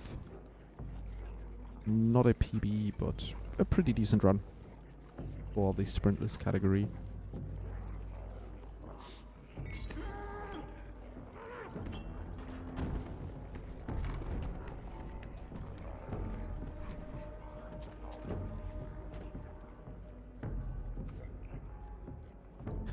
Next up will be Smitty.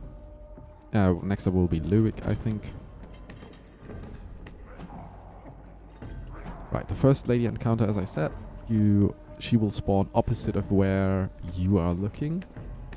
The second encounter is the same. And then from the third encounter on, or was it the fourth? I think it's scripted. Is it the third or the fourth? Too long ago. Can't quite remember.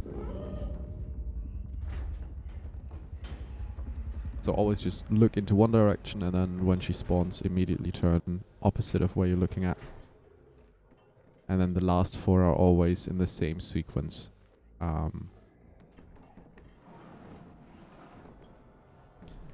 Which, if I know it correctly, is like bottom left, then to the right, then left, then top?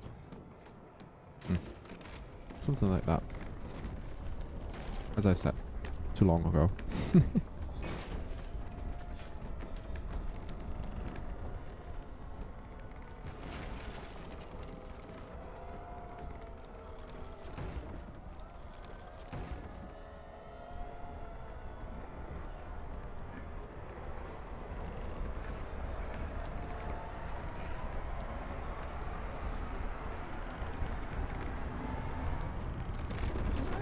Bottom left, bottom right, left, top. Okay. I misremembered. That finished the run for Luik as well. Going with a strong 46:40. Still a decent run. And now we have Cappuccino still running. After that crash earlier, I'll just use this time to try to get the next run set up a little bit.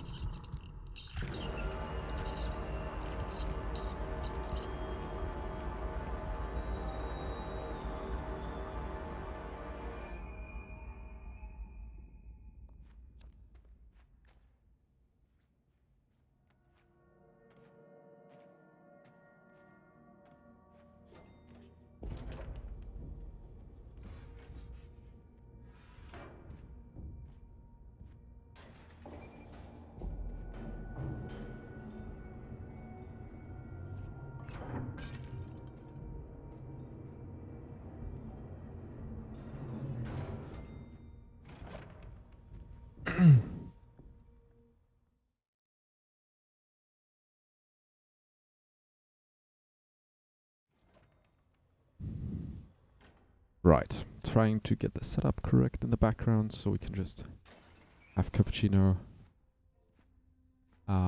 continue a little bit. Is it possible to get early elevator in Sprintless?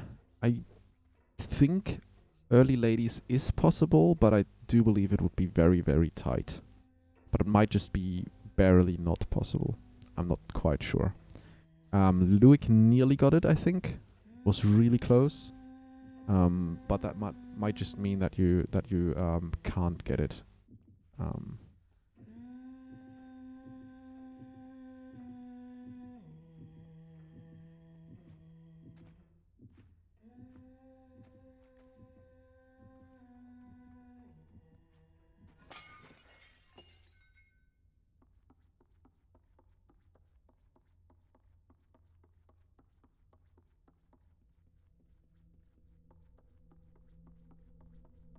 Alright, yeah. Might just not be possible.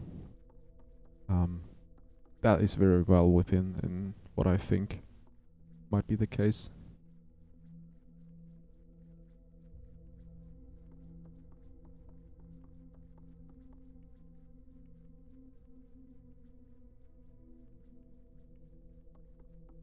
So, our next run will be one of the more popular categories, I would say, which is the any percent no major glitches category.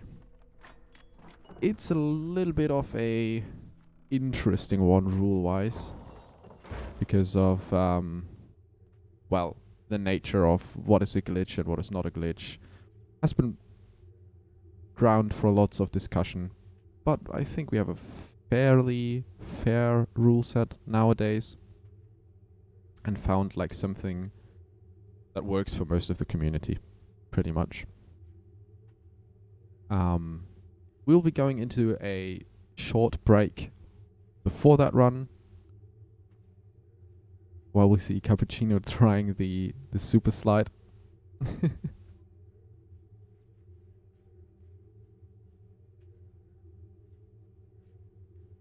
Now we can see a little bit more of the house of how this trick works, which is you try to grab and immediately crouch after grabbing to get that weird zipping momentum going on.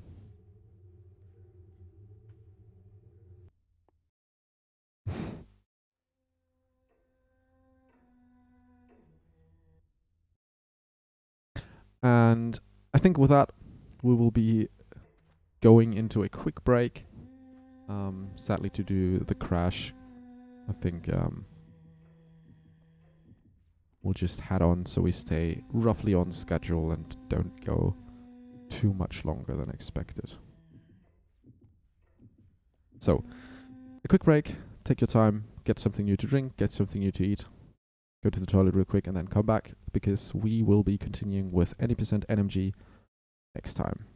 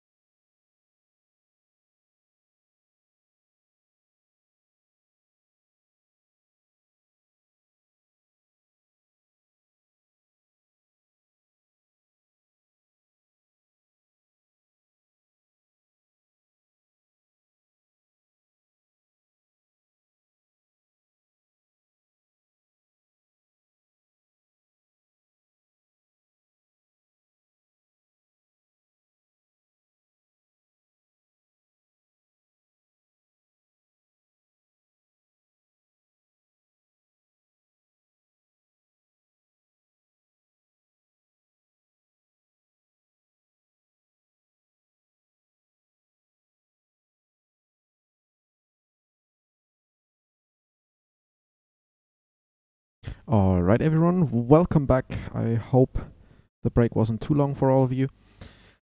We had a little rescheduling to do behind the scenes, so we will now be going into the any percent race rather than the any percent no major glitches race. That will be moved back in the schedule, at least behind this any percent race that we will be having right now. So, in this any percent race, we will have Smitty, Simon, Luik, and Cappuccino for the third time running.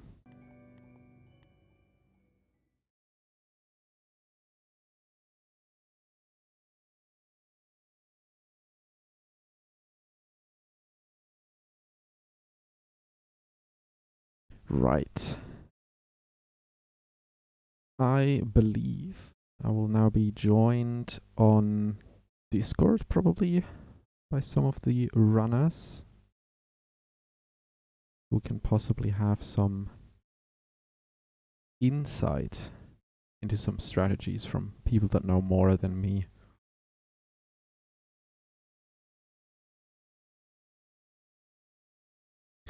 Hello.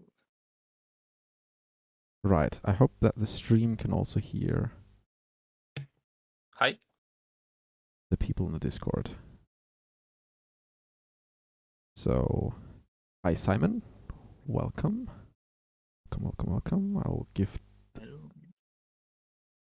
Discord a little boost.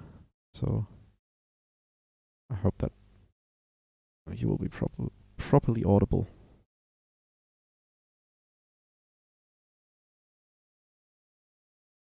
And someone in stream can tell me if that's the case. Right. Okay. Looks good.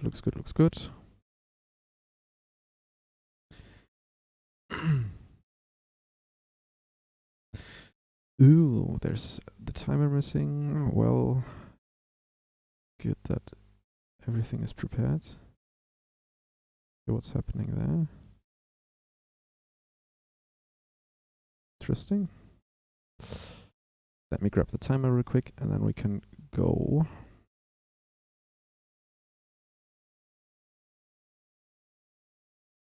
Yeah. Technical stuff is a little bit weird for this one, but whatever. All right. Okay, do we have to have the mic open? You don't have to, but it's just Okay, nice. because okay, I have mechanical keyboard and it's very loud. Okay, yeah, no worries.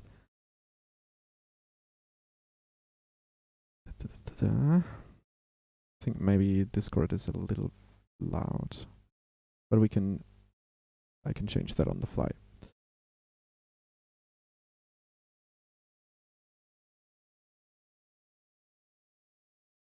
All right. Smitty, you ready as well? Yep. Okay, then we can start in 3, 2, 1. Go.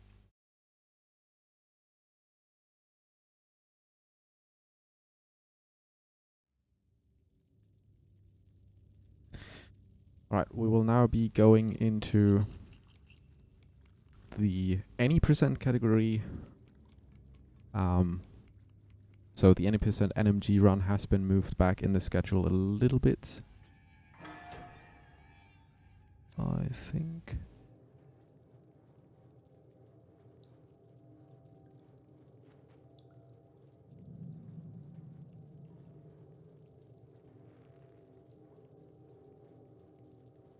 Right, there was a little technical problem with Smitty's stream, but that was on my side, sorry. Got it fixed. And we are on the way. So, any percent, the category with the least restrictions, I would say.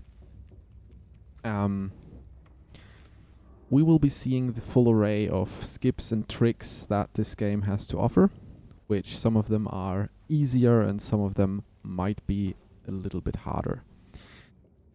First of the, I would say, easier skips of the run is this little door hop here. Can be a little bit tricky with the positioning of 6 in the right spot. having the stamina management for it beforehand, and then performing just the jump in the right angle and giving the grab input at the right time.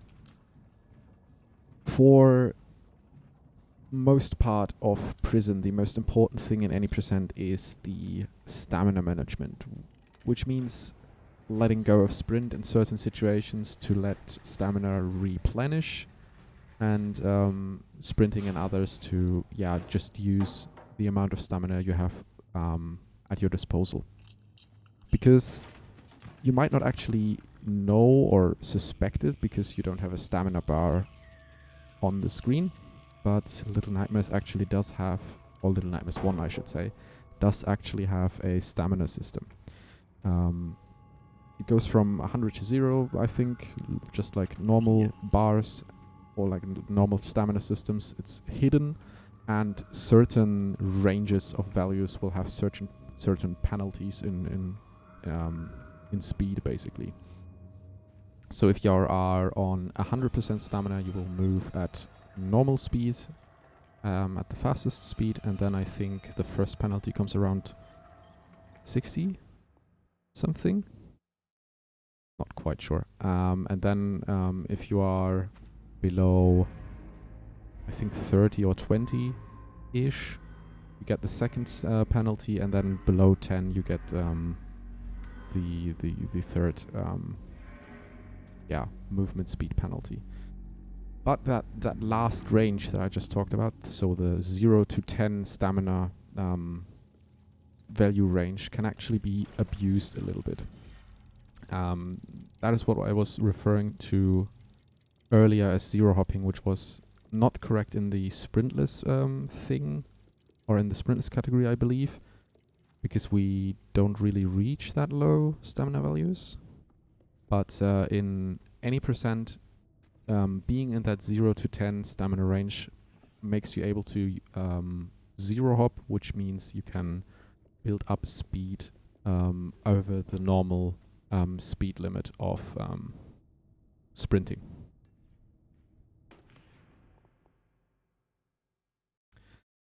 Then one of the next tricks that we will be seeing is the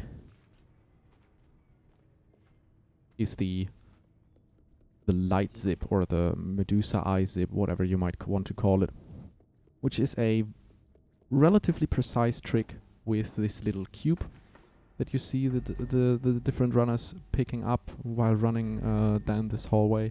And Cappuccino just got it. Now Sai also completed it. It's basically getting that block into a position where I think 6 can't reach it, and then trying to grab it, which gives 6 a weird movement boost. But correct me if I'm wrong, Sai.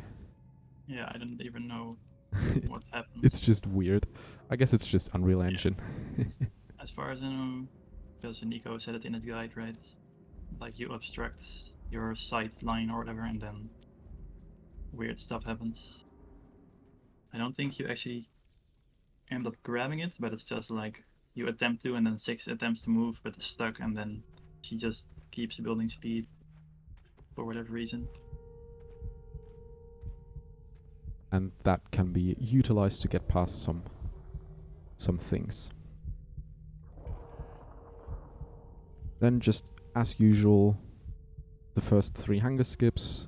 The first one is on a specific line on the boards. Second one is just grab the edge in the right time and then keep hanging until you automatically, or until 6 automatically lets go. You actually have to keep holding your grab button there, because if you let go yourself, you will still trigger the animation. Then it's just a matter of building up that precious zero hopping speed if possible, using all your stamina to gain that speed and that momentum. And as we saw with Cappuccino, if you mistime one of the jumps in the chain, you will actually lose a lot of your speed. For Simon, it worked out pretty well. more or less. More or less. Yeah. I think perfect zero hopping streaks are pretty precise. Yeah, you have. Yeah, but you can build up to like twice sprinting speed or whatever. So pretty good. Very helpful. So earlier we saw in Sprintless we saw what we call the safe pulley skip. I think in this category most runners might try to go for the risky pulley, which is a little bit harder because you don't have that clear of a orientation, I would say. Smitty got it. Second try. Cappuccino died, sadly.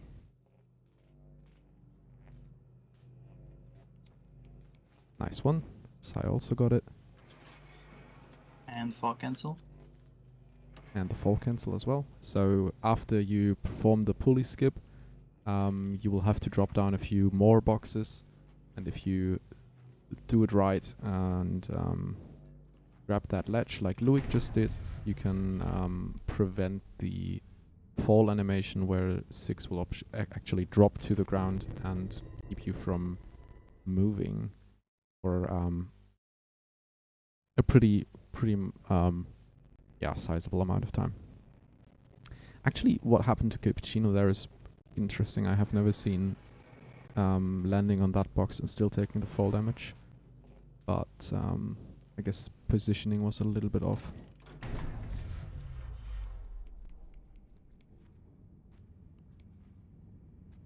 Now we have Smitty and Sai starting into the second chapter, which again is the one where there's still some glitch hunting ongoing. There were some hopes, I would say, for some strats that might be possible, but most of them just ended in nothing really. There's a fan out of bounds at the beginning of the chapter, which doesn't really get us anywhere because we are missing I think there's like a few centimeters or like a few, just a little. It's like 1/6 length or whatever. Of distance that we would need to cover more to actually get where we want to be, because I think there's like the shoe monster room below the left side of that elevator door. You can basically fall into the cage room from out of bounds. But if you were able to survive on the surface. Yeah, and then sadly we can't survive that. So yeah, there's one like pulley skip spot, but we're just short.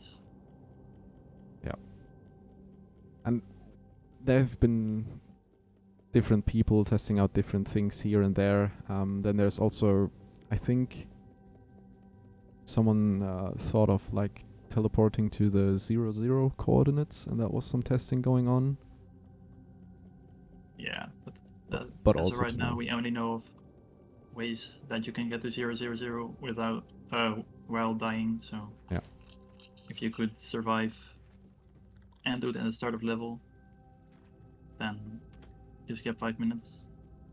But right now we only know of using Roger to do it, so and we don't have access to Roger. Or the first, part of that chapter. So yeah, lots of testing going on. Still, sometimes someone finding something, testing something more, but not really with any avail that would be useful for runs. So if someone finds that breakthrough, I think you would make some people happy and some other people pretty mad, because I think that would be a rather difficult strategy to perform. Or if we're just all not thinking of something very simple, but I don't think that's the case. I think it has been thoroughly tested, like most of the strategies we already know. Yeah, I think Mythic got a partial clip into the elevator or whatever, so If we can just Get a little get a bit. full flip and then Yeah. jump through, we should be able to go to the monkey basically from the start. So That would be would pretty save good. a couple minutes at least, and probably sub 30 would be possible. But That would be insane. I mean, kitchen clips took off altogether like solid 2 minutes or something.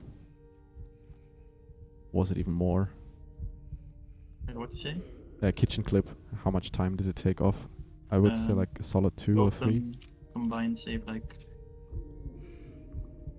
2 minutes 40 seconds or something. Yeah, something in that ballpark, I think.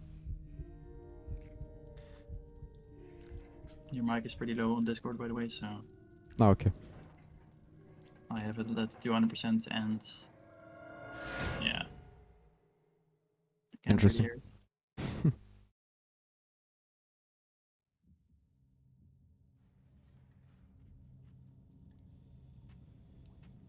Oops.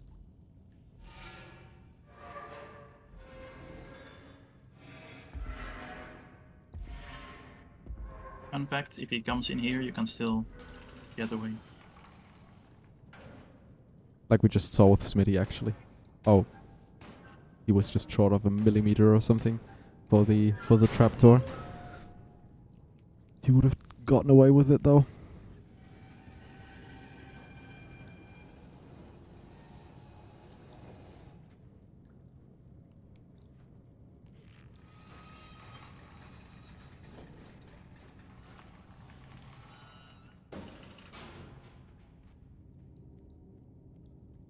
That's one slide. Nice.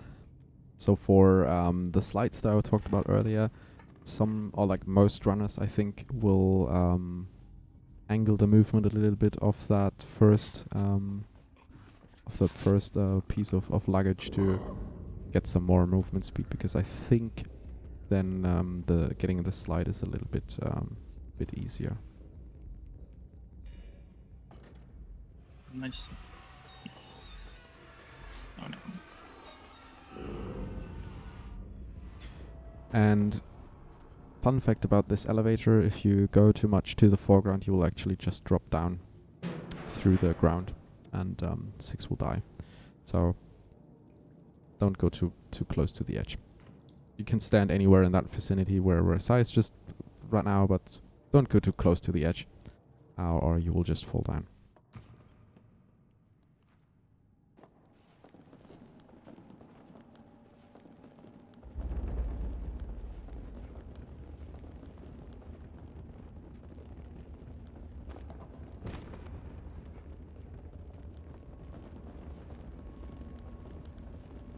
Yeah, so different runners just have different preferences where to stand in the elevator, because it doesn't really matter where you stand. You can just go wherever, if you're not right in the way of Roger, because then he will just grab you. Did you see my nice backup strat, by the way? Yeah, I was just wondering, not really seen that before. Just crouch and pick the monkey at the same You time? place it down and then you crouch. So normally when you crouch, you place it further away. So by not crouching, then you place it down, and then crouching, you collide, and then that pushes the monkey down, and then it's like a infinite energy glitch, basically. So I don't think you would be able to do something like that in real life, but in Unreal Engine, no, it's in the name Unreal. Yeah, it just works. Because it's, yeah, whatever. Also, the corner that Smitty was just at, where you enter the vent, you have to actually be careful, because if you don't push the box all the way so that the vent is completely free, you can actually glitch out of bounds there, and that out of bounds would soft lock you, I think.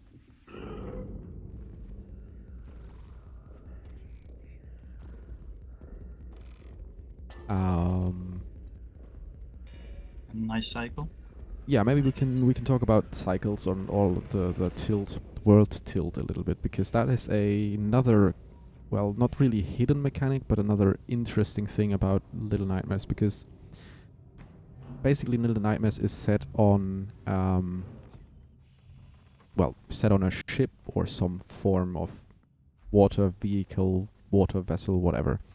And hence you have a slight rocking motion left to right at all times. And that influences the physics of some objects, or probably all objects, a little bit, or to various degrees. And in this chapter, there's actually one of the most prominent examples of that with the hanging piano, which will, obviously rock back and forth with the ship's movement. And like we see with Cappuccino right now, you can have a very good cycle, which means the piano is moving towards you while you climb up, and then you can just immediately jump over from climbing up the bookshelf. But sometimes if you get an unlucky cycle, it swings away from you and you have to wait for it to come back to actually jump on it. Same goes for the way where you cross over the piano again, but that cycle is not as detrimental as, or cannot be as detrimental as the first one, because it swings a little bit less. Then in this room where Sai is in right now, the world tilt can actually help you, like it did for him right now as well. If you give the card enough momentum and the world tilt is to the right at the correct moment, the card will actually continue rolling on its own for a little bit, and you don't have to push it as far as you would normally have to. But that's just a little tiny bit that you can manipulate it in that sense that if you go through everything before that point of the chapter without resetting, you would normally have advantageous rotations everywhere.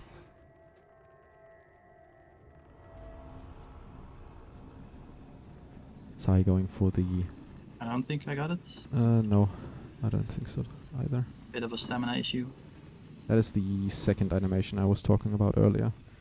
So if you get that animation, you can correct by just backing up and pulling the second bar safely, because you don't have the invulnerability like Luik, where you just see the normal arriving animation, as I like to call it, which shows that you got the invulnerability. Smitty is getting hard trolled by Roger right now.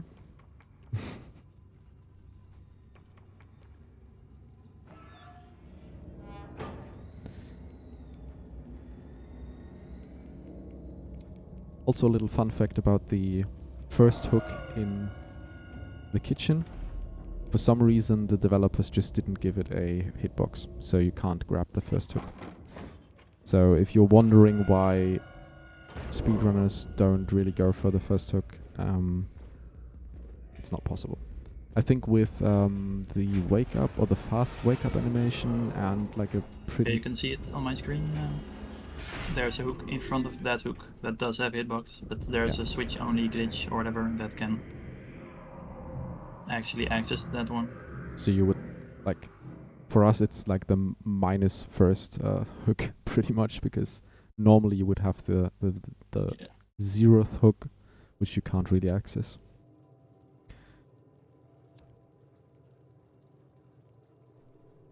Yeah, on to the next set of hunger skips.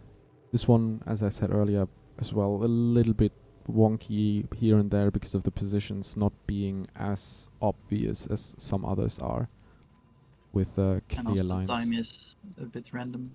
Yeah, exactly. The first one in kitchen is fine because we just have our line where we want to drop off a specific body bag, but the second and third one are a bit ambiguous of where the trigger really is. We can't really pinpoint it, because sometimes it seems like it's a little bit earlier and sometimes it seems like it's a little bit later.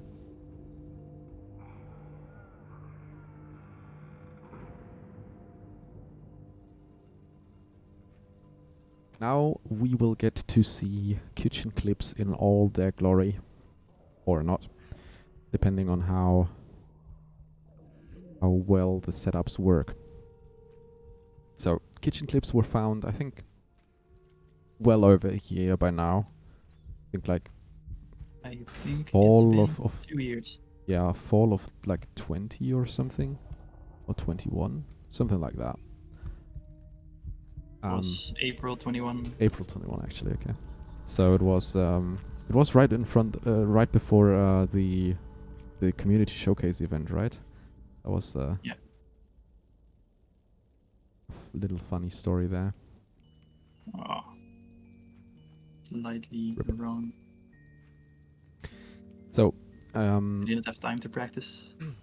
so for kitchen clips, you want to trigger the chef while running behind him, so that he gives chase to you, and you can lure him to a specific position. So you have to pass under this table and get to this specific position so that his pathing takes him around the back. Then you can wait for him to get up the stairs, and then you can start moving into position right in front of this little wall for him to push you through, hopefully. And if your positioning is a little bit off, you might actually be pushed into the wall, like Sai just was. Most of the time you can salvage that by just, I think, uncrouching and crouching, or was it jumping? Either of the two, and then you can actually get through. And if your positioning is a little bit, or if you get that positioning like right on, you can get pushed clean through the door or through the wall right next to it, and then you can just go on with your run. Actually, doing this, I don't know whose sound we have right now. Or we on Cappuccino's sound, so maybe we can see that while he's performing the skip. I think he got it. He has to get through the wall as well. Now he's free.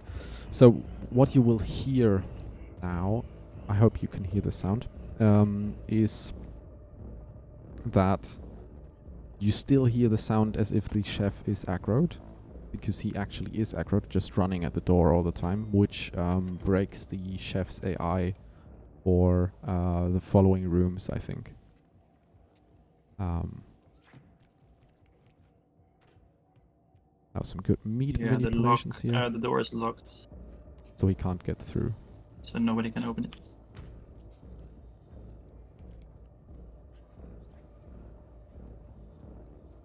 And he's not smart enough to get up there and get the key.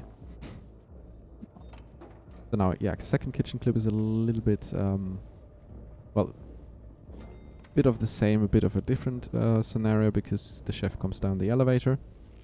And then you have to be in or like one of certain spots.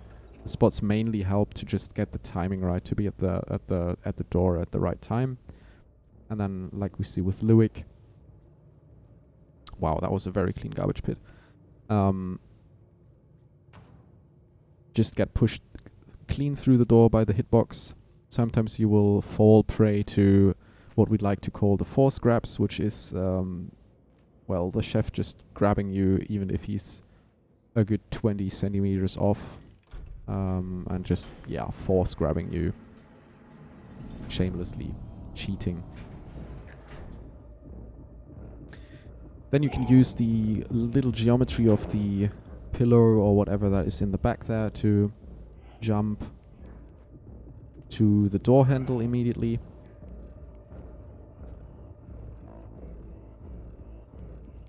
Which saves a little bit of time because you don't have to go through the garbage pit itself. Hence it's called garbage pit skip. And then you perform the hook skip that I talked about earlier. Using that hook to move you out of bounds, and then getting teleported to the right. Then you want to go straight on this in this pipe where Luik just is. Nice one. And as you can see, the kitchen clips are a pretty precise thing. You have to be in the correct spot, or the chef will actually be able to grab you. So not the easiest skip to do. Definitely, I think the two hardest skips, and different runners have different opinions about which one, the first or the second, being very easier or harder. So I would say overall you can categorize both as being like roughly the same difficulty.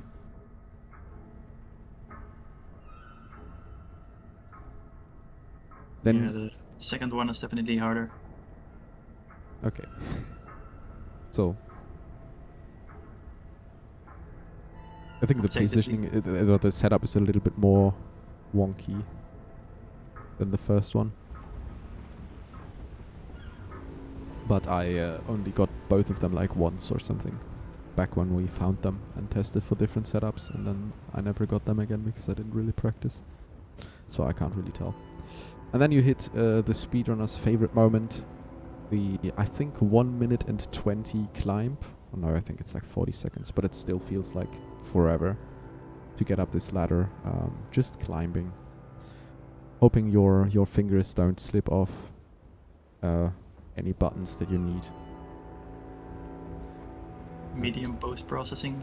Oh yeah, also correct. If you want to be able to see the chain after you go out of the maw at the bottom, you will have to set your graphics settings to medium post-processing to not be to not get the blinding light effect, as we like to call it. Good hint there. Yeah, it's pretty interesting because on low it's also blinding. Yeah, and on high as well. Unreal Not Engine on things, medium. I guess. Yeah. Well, it's a difference. It blinds you differently on low, but still. Still blinds you.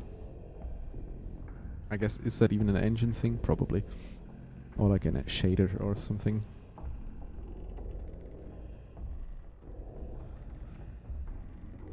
Then also, most runners... Last or first? The last or first? And like what place am I? Ah, okay. Right now, I think Luik with the delay, I think, is ahead. Because he's ahead anyways, and plus the 15 seconds, I think he should be right in front. And then I think you're going last at the moment. Smitty second, I think Cappuccino third.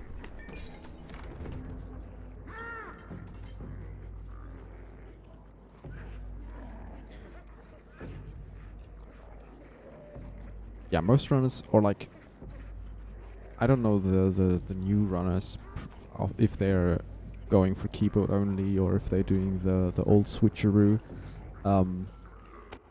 Most runners that ran during the time that I ran mostly would switch back and forth between keyboard and controller, the exception being Sai. I think you have always ran only keyboard, right?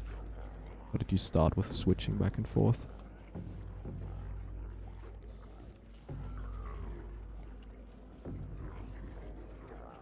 What? Did you start with keyboard only, or did you switch back and forth at the beginning? I always did keyboards. Oh, Cappuccino is also doing only keyboard. Yep. I think it has grown more popular too, just because, well, world record holder is doing only keyboard, so it must be better, right? Yeah, I think I only know of like 2 people who did keyboard only before me, and like 100 who did controllers. Yeah, probably. Maybe a couple did keyboard only before me. Yeah, probably.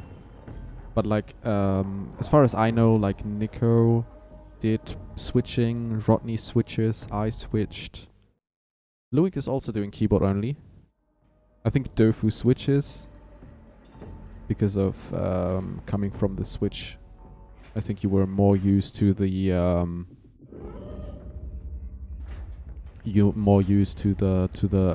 the controller settings pretty much, because in Little Nightmares, because of world tilt, I think mostly, it can, or like the way the camera works, sometimes will angle a little bit and not look like straight flush on the side of everything.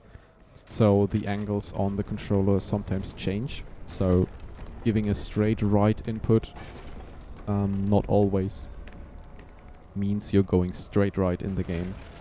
But if you're giving a straight right input on keyboard, you will always be going straight right, no matter of the orientation of the camera. It's just a little weird thing that the game does. Maybe also an Unreal thing. Interesting facts. Here we do restart checkpoints for a very specific reason, and that is because if you're in a chase, there's a certain flag that says like, oh, you're in a chase, so we're going to make your low stamina jumps better. Well, for a casual player, they are better, but for us, since that prevents zero up, it's actually slower. So by restarting the checkpoint, you clear that flag again. Oh, I didn't actually know that. And you can zero hop away. I think Smitty just went for early elevator and got it. We'll see for Cappuccino as well. So what you want to do is, you want to jump on this sideboard here, and then get as high as possible on these stairs, or on these on the ladder there, to be able to. I think it's too late. Oh no, he got it. To be able to ride the elevator with the lady, which law-wise makes no sense, but we're just speedrunners. We like to break games.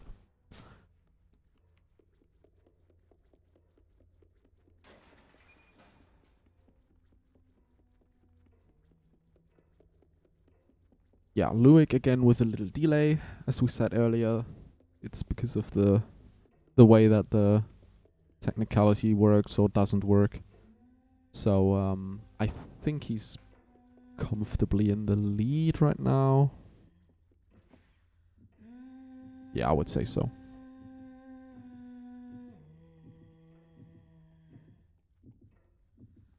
And then we will be closing up all the runs here pretty much.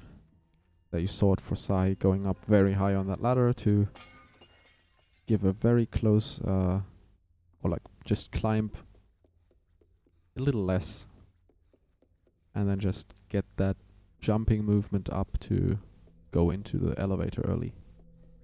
Smitty actually going for the zip again. Mad lad. Gonna do a super slide, hopefully. Yeah, so if you do it correctly, you can actually do the zip and keep your momentum afterwards, which would which is what we call a super slide, which would actually just send 6 sliding towards the right.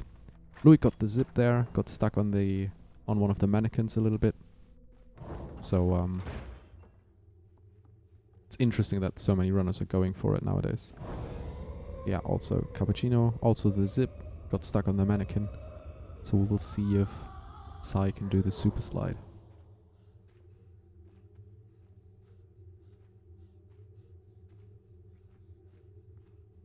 Yeah, the run is getting more and more optimized, I think. Slowly but surely. But I think there's yet to be a world record with that super slide incorporated in it. Just because of the... Yeah, that's only the IL world record. Yeah, okay. I think, is Jiki still the one holding that one? I think she performed... Oh, you were? Okay. Holding it. I think you battled for that a little while ago. Must be like 2 years already. Like this, right? So you just keep sliding, basically. And then you can even gain speed. Yeah, and then you can just... it's such a funny thing. And you can just keep sliding until you reach the stairs. Accelerates pretty fast as well. So. It's just a really funny thing. Nice one, good job. Cool that we got to see that. A really funny thing. And then just, finishing up the run as usual. First 2 you can manipulate, not random. you can still make the lady spawn in where you want her to spawn, and then you just go for the last 4, which are totally scripted. No matter where you look, it's always the same. I think bottom left, bottom right, left up was what you said. It's been quite a long time since I last ran.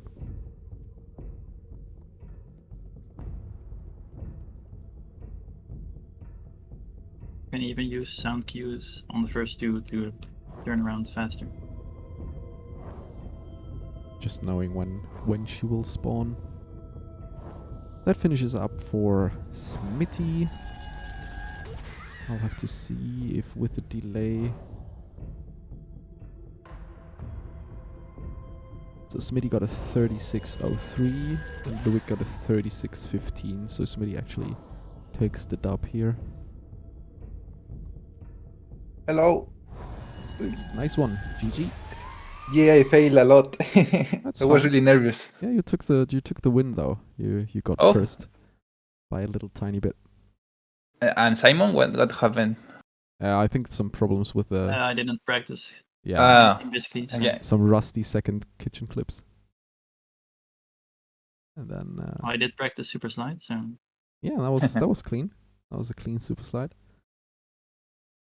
Pulley skip needs to be banned.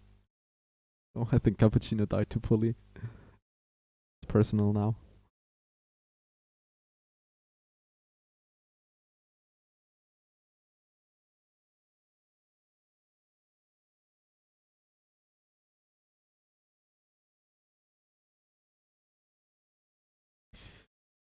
All right, that finishes up the last few bits of the any percent race. GG to all the runners. Nice one. Smitty, when did you start, if I may ask? Speedrunning. Yeah, this game specifically.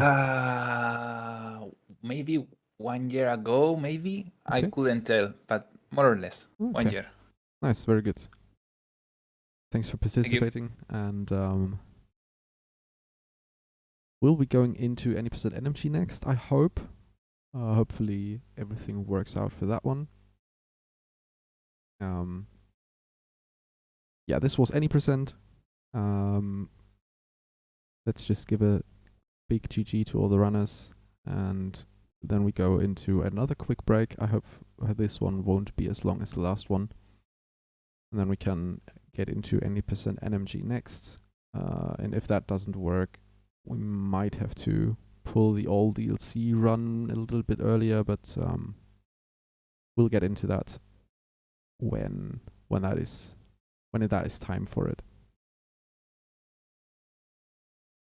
So grab your little break again and see you in hopefully 10 minutes.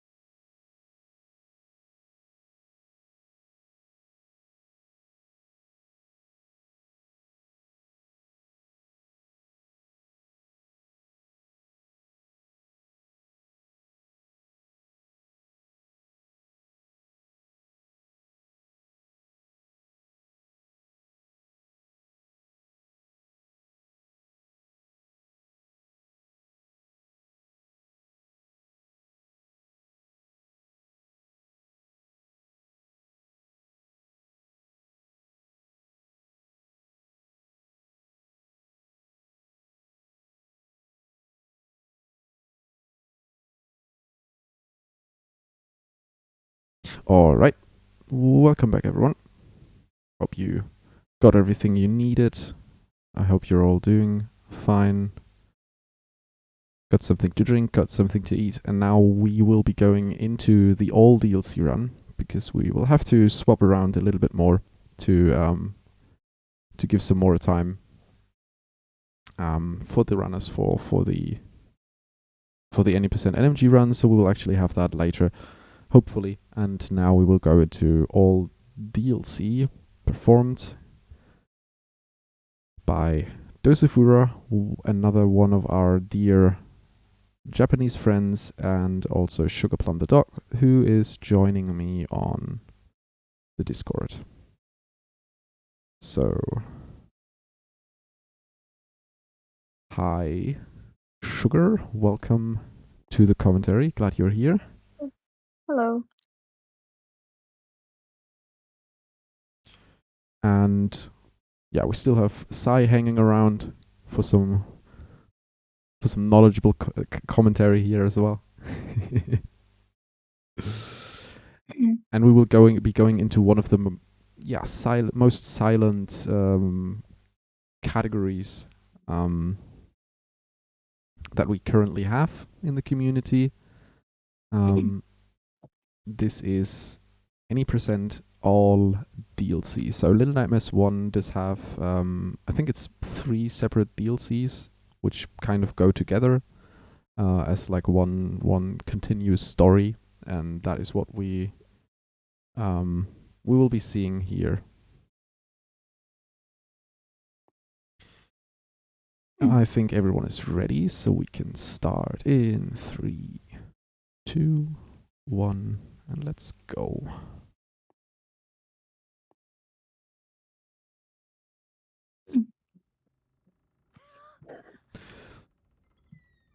So now, for the DLC, the first thing that you will notice is that you are not actually playing as Six, but actually as a different player character, which is called the Runaway Kid, pretty much in the lore.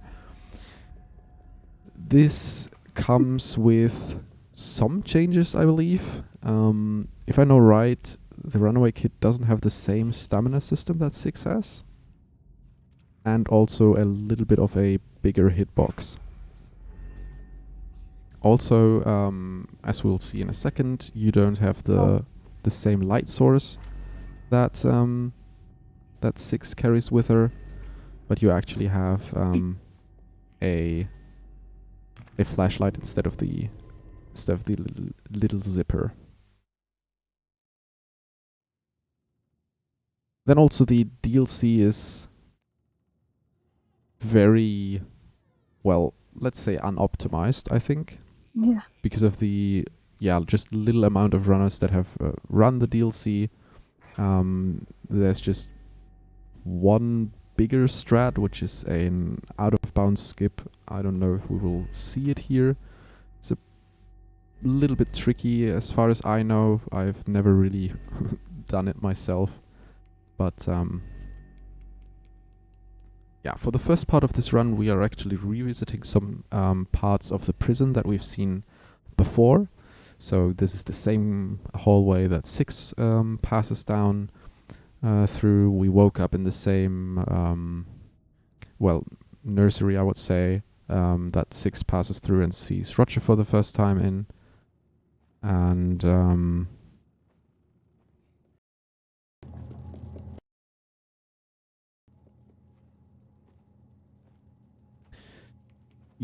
we're just going through some different places that we've already seen. This place being one of the interesting ones, which gives a little bit of a perspective of how the two, events like take place on a timeline. So by seeing that here, the little girl that we're the person that we are chasing drops down the sheets for the rope, we actually know that the DLC has to be before the actual game takes place, which can also be seen later on in the DLC, I think, where you can actually look at 6 going through some rooms in the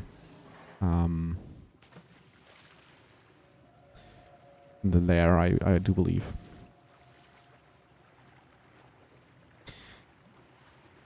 Pretty much like the main game, the DLCs also have well, there's 3 different parts, 3 different DLCs, or 3 different chapters to the DLC, and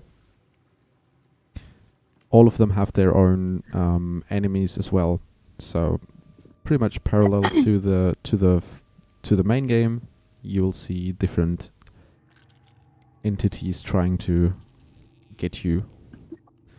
Starting with the slugs, same slugs that we saw in the first chapter.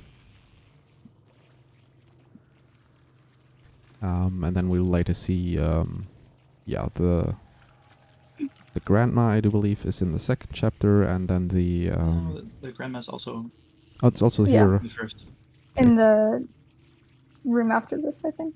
Ah, okay. And then in the third one, the Shadow Kids. I don't know what the enemy is in the second one, actually. In the second DLC It's part. Roger again. Oh, it's Roger, true. It's the one Yeah. with all the gnomes. Yeah, so the first one is very water themed. You have to swim a lot. And this is where the granny is. Yeah, and the water. Yeah, true. Granny hides in the water, and you have to reach certain platforms so she doesn't grab you from below. And well, pulls you under the surface. So you will see this splashing effect as soon as she's trying to get to you. I think the out of bounds lands there as well, right? Yeah. In this water, yeah. I do Sometimes you can land far enough left that you don't even trigger her chasing you. believe. Interesting.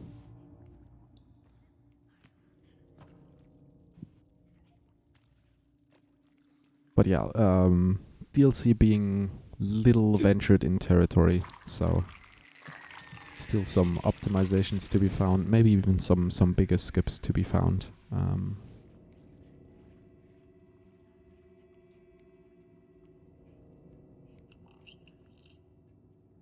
Yeah, the out of bounds setup needs to be a bit Optimized. or normalized even, so you can start at the same place and always get it instead of really inconsistently. Yeah. The only reason I didn't go for it is I couldn't just exit and restart. Where am I? Okay. That was weird. I think you got stuck on some geometry there. Just Yeah. drowned. Oh. Good old Unreal Engine 4 stuff.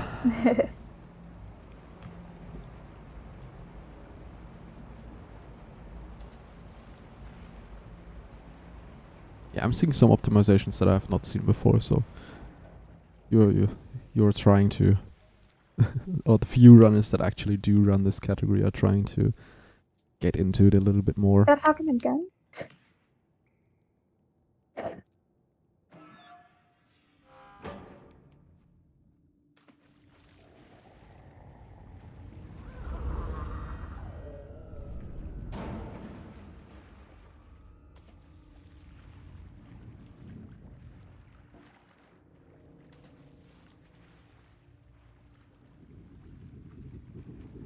So yeah, obviously with swimming a lot there comes a new set of just mechanics or ways this game works, because with 6 obviously you run most of the time, and now with the runaway kit you get to jump from these obstacles from obstacle to obstacle to actually like get out of the water most of the time.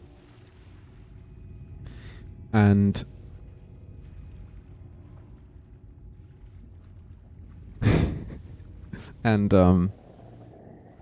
that means you will have like a little bit of a different movement than you would have with what 6 is doing. As I mentioned earlier, I do believe the runaway kit doesn't actually have the same stamina system as 6 I does. don't know. exactly how it works.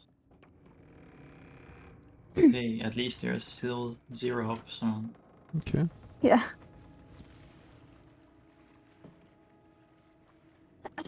Okay, we got the green light for any percent NMG, so we can actually continue with that after this one.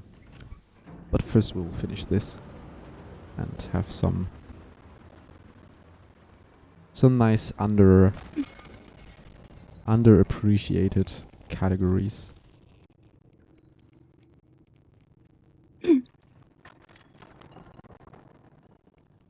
I can't comment nothing because the DLCs I didn't play them so much, so No I'm worries. gonna stay quiet. No worries. Even though I run them, I don't really know how some things work.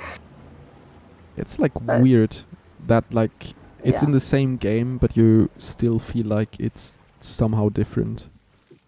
Yeah. But the mechanics are the same, I think, no? Or I feel like 0 hops are a lot easier for some reason. yeah. Yeah, I think really the biggest difference is that I do believe stamina works completely different to what six's stamina works like. I think it's pretty similar. Okay, then I might feel just like be it's just the maximum value or whatever. probably, yeah. And then you have to like Yeah. yeah.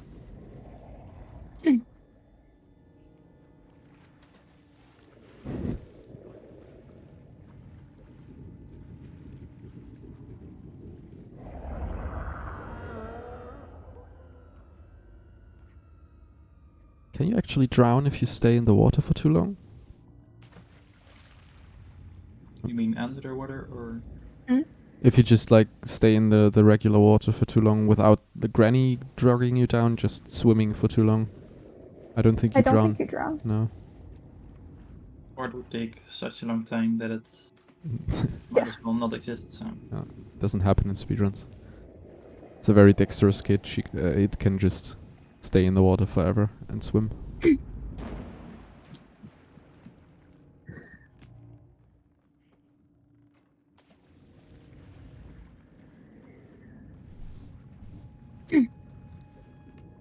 So there we saw Granny for the first time, I think, properly, like actually head above water, for a little split second. And I think it's this room where, and it's the next one. My game might crash. Uh-oh. Yeah, it crashed. Just restart if you can. Yeah. No worries. And I It's think, always right there. oh, weird. yeah, most stable Little Nightmares release. Of course. Like it's there and in the room after that. I don't know why. I mean, there's also the thing in the main game where it just crashes if you go into the leech room for some runners Yeah. for some period of time, and then Yeah, somehow well, it I just believe stops. It was also for me with the fridge or whatever. I don't remember. It's so strange. And the weird thing is like you reinstall the game, complete reinstall, it still crashes, but then you start it again, like You run enough, yeah. yeah, you just run enough and then just stops. It's like okay, yep, fine. Dofu trying to get the handle onto where he can actually reach it. It's a little bit of a difficult thing, I would say. Sometimes trying to go fast can actually make you slower.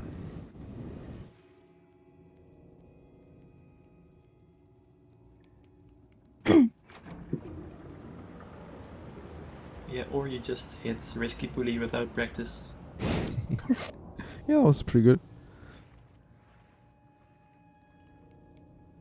Guess it's muscle memory to some extent.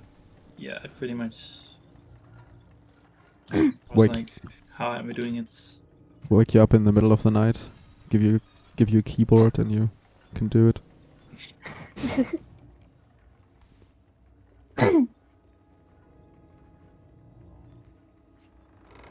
I think the DLCs are a very great addition to the first game, just because of the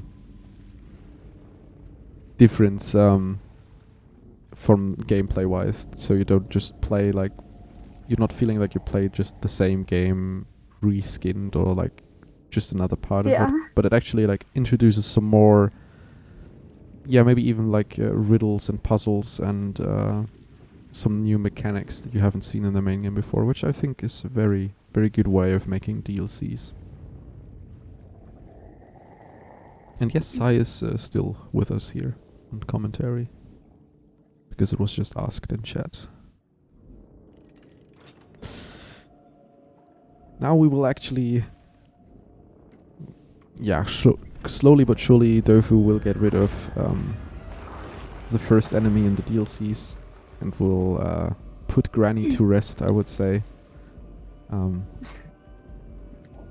So that we can move on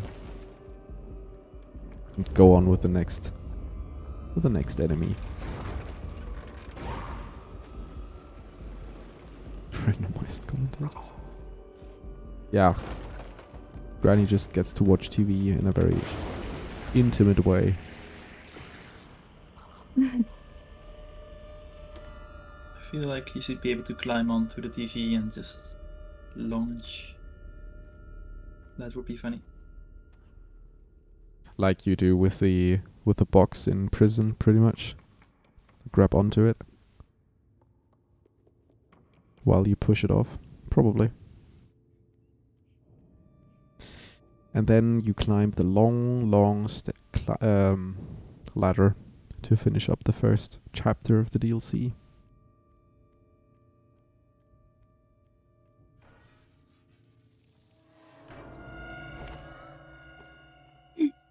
And then there is an old friend trying to say hello again. Well, old friend for us, pretty much. And there is the reason, or another reason, where you see the connection between the DLC and the main game, because in that cage upper left on Dofu's screen right now, you can see that there is actually 6, and the cage that gets dragged out is actually the runaway kid. One of the many connections between the two storylines.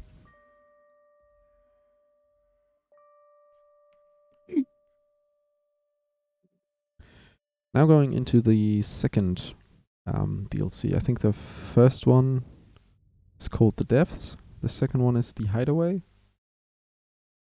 Or is that the third one? And the third one is, I don't know. Good commentary. Depths, Hideaway, and Residence. And the Residence. Yeah. Yeah.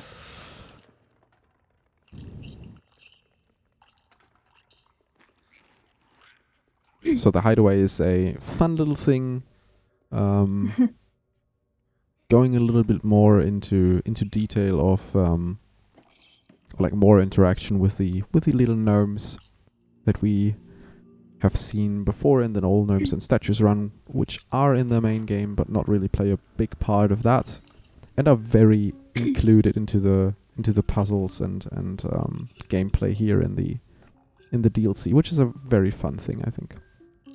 Yeah, the I think that's Hideaway also is why. the Hideaway is happiness, the Residence is sadness, and the Depths is swimming. Very true. I think the Hideaway is the reason why most people don't run the DLC, because it's so inconsistent.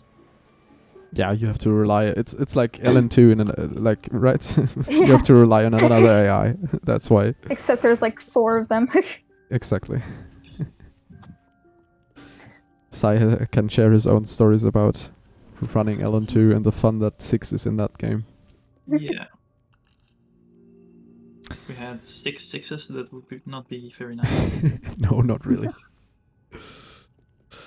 Yes, the second game. I think the only occasion I ever ran the second game was for a marathon run. For like the category and extensions. Because I can't just be bothered with 6 and the inconsistency of the second game. It's just not my cup of tea.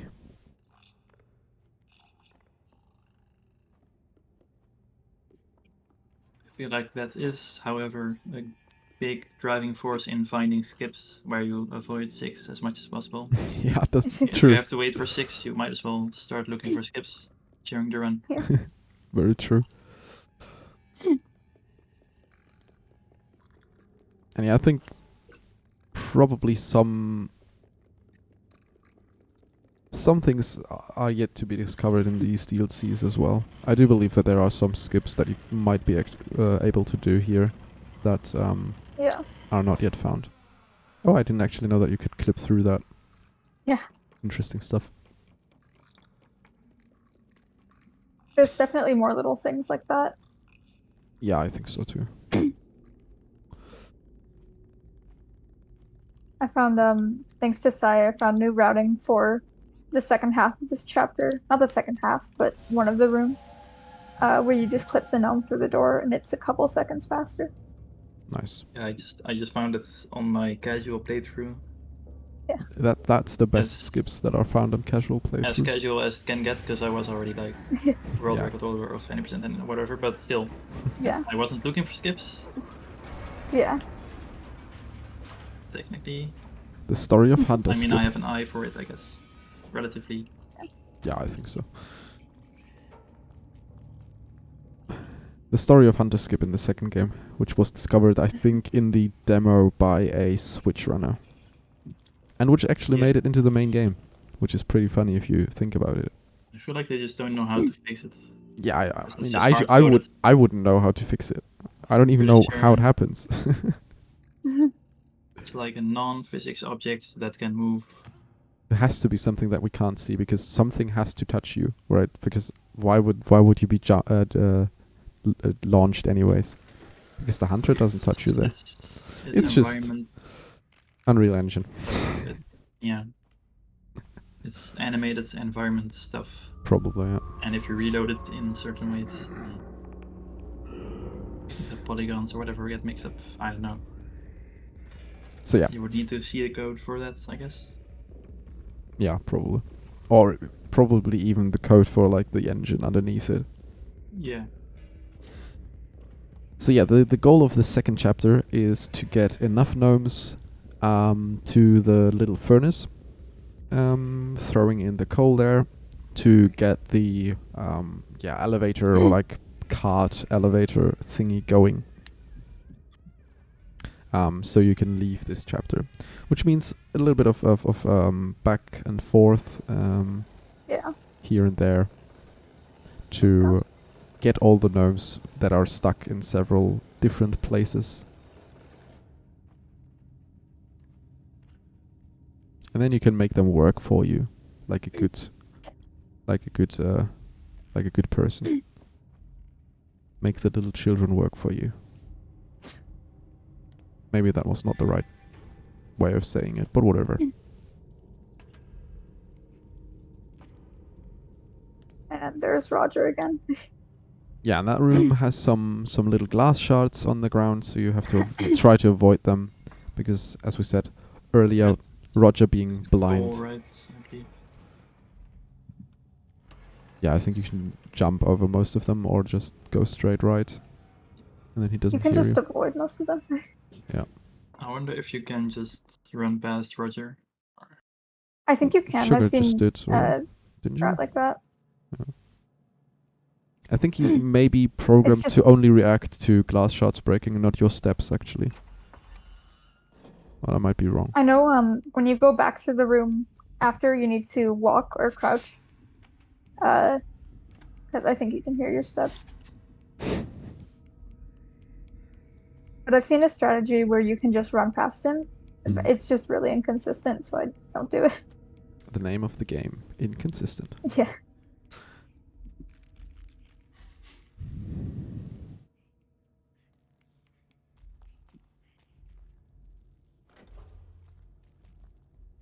Has anyone ever tried if fuse duplication is a thing? Not that any I haven't. Ellen game would have a problem with fuses just being duplicated, but Yeah, it would be absurd. right? Yeah. I mean, at least they got a fix for that one, right? So But that's not built into the engine, I guess. No. No, that's true. That's just a weird state issue. Because they somehow have it be there, but just invisible for some reason.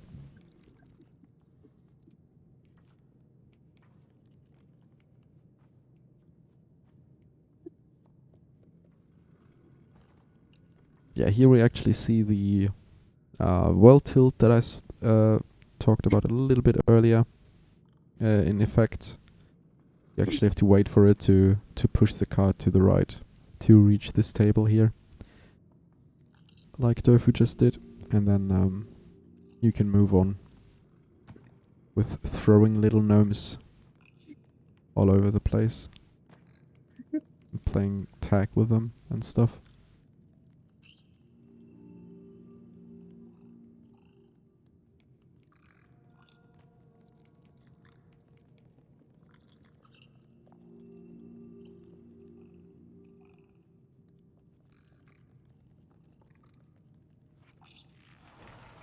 By the way, is the stream sound doing okay? I don't know if game sound is going into the stream properly. No. I didn't even notice, but now you said it. Wait. Oh, never mind. I have it on mute. Sound is good. Okay, cool. There is sound. Nice, thanks. Cool. And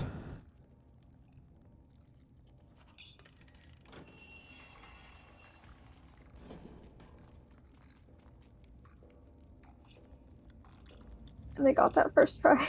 nice.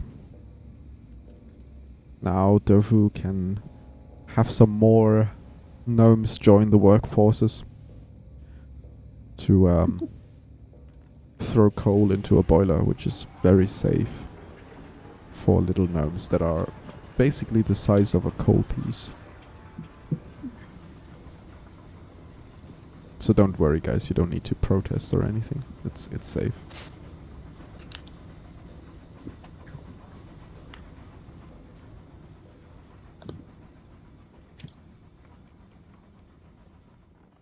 Right, now finishing up, like, there's like, I think 3 groups of gnomes, correct? That you have to collect pretty much. Yeah, I guess. The first one that just comes with you when you run to the boiler for the first time, then you have the one on the right, Yeah. and then the one where you have to go through the section on the left, pretty much. Yep. And then you have all, however many, 9 gnomes or however many there are. I think the first one is 3, then 4, and then like 3 or 4 again. And there's also a gnome that has been traumatized by phasing through a wall. Very true.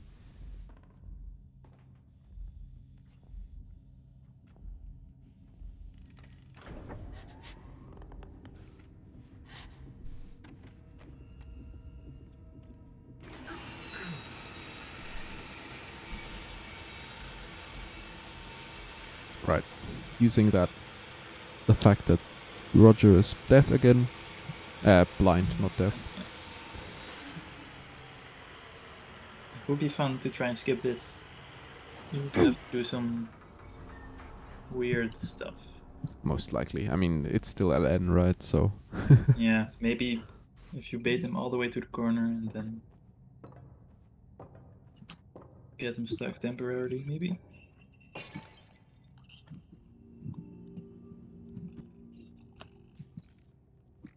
Or like abuse his acro animation a little bit or something like that. Because I think he has. Maybe you can if you bait a grab and then he's aggroed already. So Yeah. I don't know.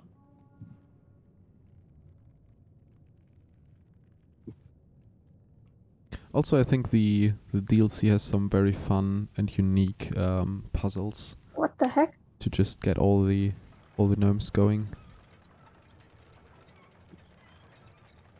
What's the heck? What? Wait, what? You got I got pushed back up? transported back up after, yeah. Jumped into the But I got the chute? checkpoint. That was weird. Okay, interesting.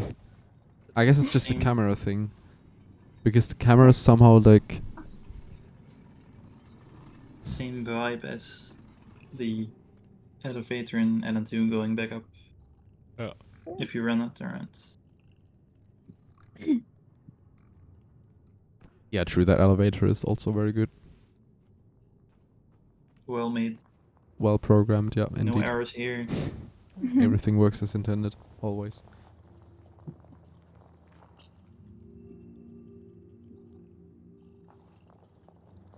If you, yeah. It's even better that it can leave you behind. And then you can only jump out of bounds.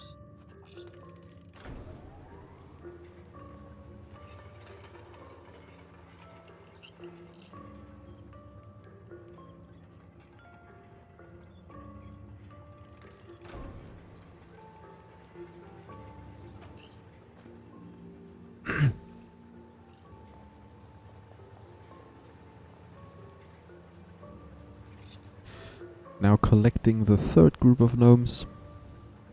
Pushing some cards left and right. It's just mainly about, well, first of all, knowing all the puzzles. And then like small optimizations, moving into the right of Yeah, so this is the strats that I accidentally did at some point, like a year ago. phasing gnomes through objects and walls. And I do think it's faster. Because you only have to climb once. Yeah. Most likely be faster, yeah. I don't even know what these levers do anymore, but Everything. They activate the belts there. Mm. Transport belts. The conveyors. Conveyors, yeah. So you have more momentum to jump to the handle. And then you can push the cart. Secrets breaking this will be, I think, nigh impossible, just because of the way they programmed the cart. And it has some form of check how many gnomes are pushing it and something like that. yeah, I think so. Very Well, unless we get some gnome duplication going on. something, yeah. I mean, But then I wouldn't be surprised, to be honest. then you would just duplicate a bunch of gnomes at the At the beginning, yeah. turns. That would be fun. So go find a gnome duplication glitch for us, please. Oh yeah, it's your...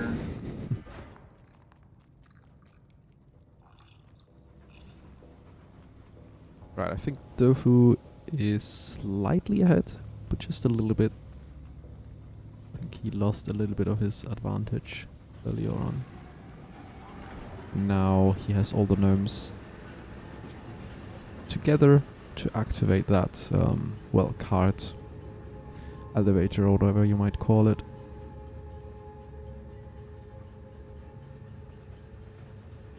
To now leave for the third and final chapter of the DLC.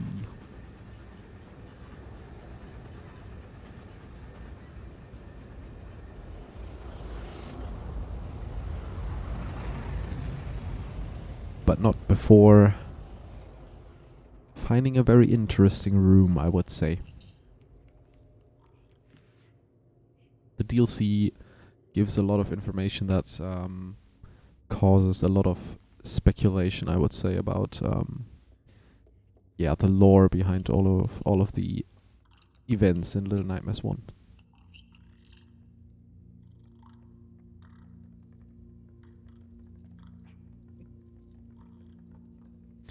Because The gnomes didn't follow.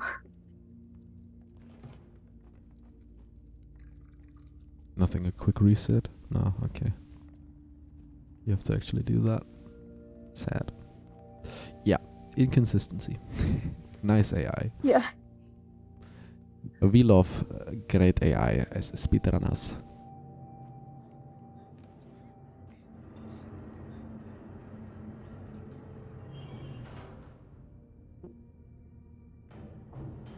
Right, looking on Dofu's screen, this scene that we see here might strike some familiar can't say the word. Yeah, they made a Familiarity. mistake here. Because 6 is not here. Yeah, true. True. Huge mistake. Not um not thinking of the speedrunners that actually break it. Unless, of course, he just likes elevators and she's just going up and down. There is a lore hole. Yeah, now we go into the third part of this DLC. So, if we keep the timelines straight, this would be the time that the timelines don't really match up here, do they? Because like you see the elevator with Runaway Kid supposedly on it going up after you, well, eat the gnome, Yeah. right? So the timelines don't actually match up like they should. I think the elevator is before the gnome. Because at the end is right before Six Eats the gnome. At the very end of the DLC. Yeah, right. But Yeah, okay. That was so she's already. so yeah. so the That lady was is just different. going up and down in her elevator all Yeah. the time. Yeah.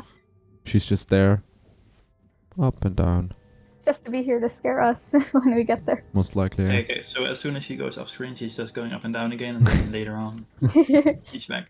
Yeah.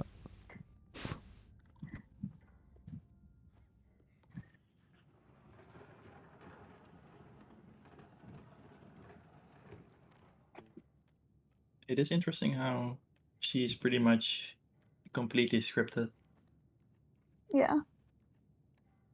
The lady. not Yeah. like the other bosses. Yeah, which actually have She an doesn't eye. really have an AI. She's just like, okay, death grab, engage. Yeah. Yeah. Or generic also- hallway scream chase. Yeah. It's pretty much the same encounter here, right? Where she just follows you. Yeah. Oh yeah, I remember this riddle when I first played this. That was well interesting, I would say, to find the right Yeah. books in the right places and know which place which book fits into. Yeah. But yeah, I think it's a great touch. Some puzzles that we didn't have in the normal game. Almost as many puzzles as school. Yeah, the second game is littered with puzzles, especially school, chess. I guess it's also in skips. More skips than Little Nightmares 1. Yeah, Yeah. Alan 2 is pretty much one skip after Right. the other.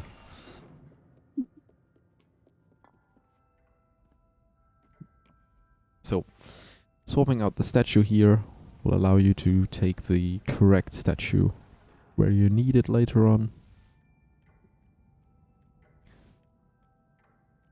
And also using this light source and lining up the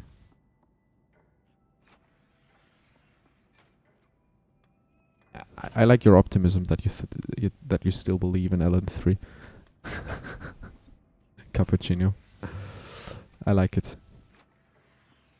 We'll see.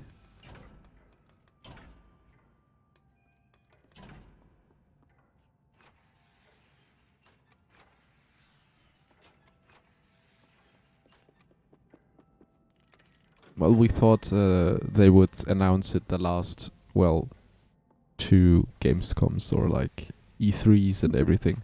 So we'll see if it really will be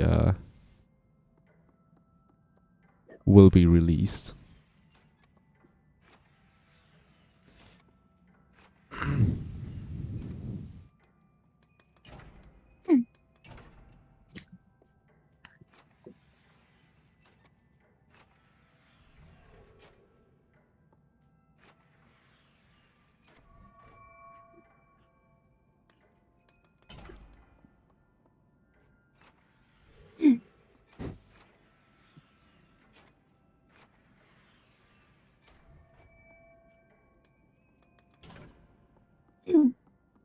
That would totally be me.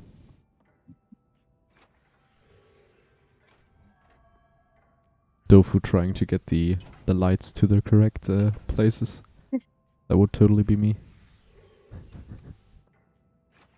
I feel like most of this chapter is just checkpoint Memorizing. abuse, kind of. Yeah, and memorizing the puzzles is also a bit of it, I think. Yeah. I didn't know Rodney's son is called the Raid Boss. He's now, I think. What is he doing? Mhm. No, he had it. What is he doing?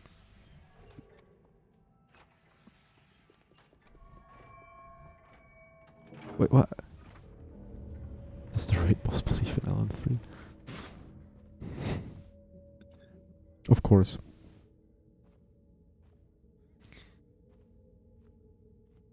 We'll see. I mean, I don't know the internals of it, obviously, but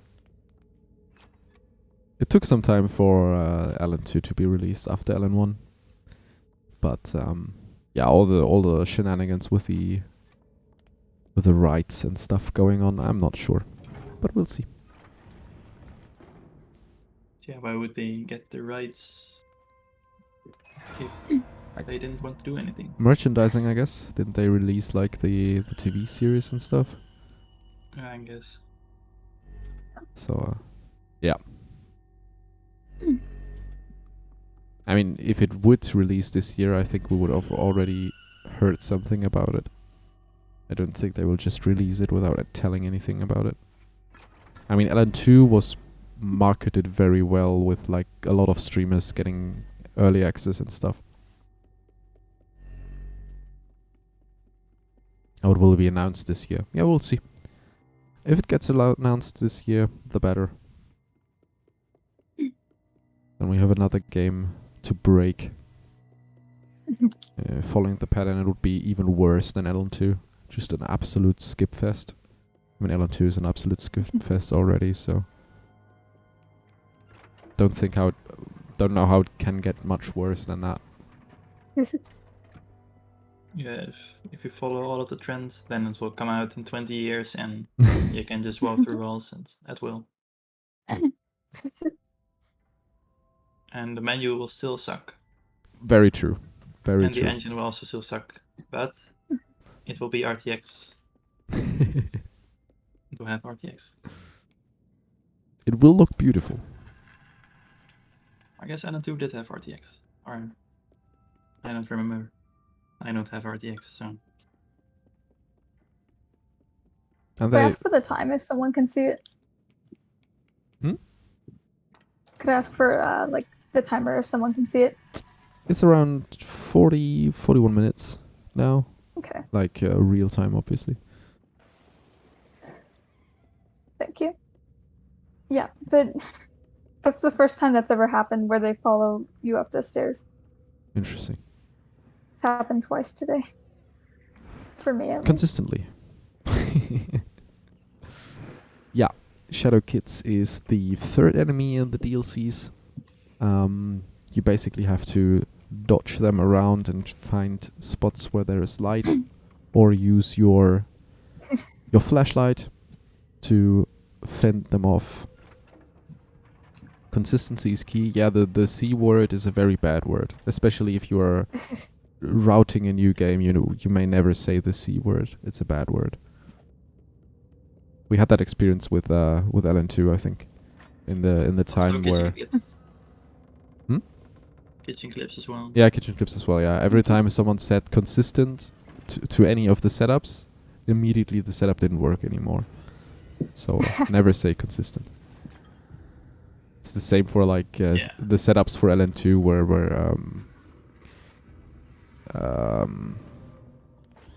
this and all the other people in the early days were trying to run and find skips and find setups, and then someone would say, oh yeah, this might be consistent, and it never was.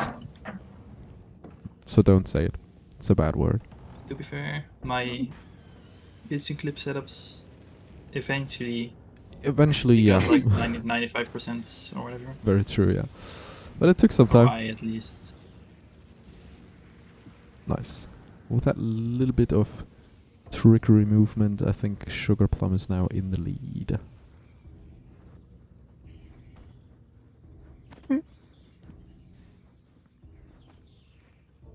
sausage skip is 1 in 10,000. I I mean, would say sausage skip is pretty consistent. So yeah, I would say so as well. If you do it correctly, it's just not that easy, I think. yeah, okay, but that's everything, right? If Yeah. you do it, then you don't not do it. We said the C word, yeah, true. We said the bad C word. Guilty as charged. Ah, That's a bummer. yeah.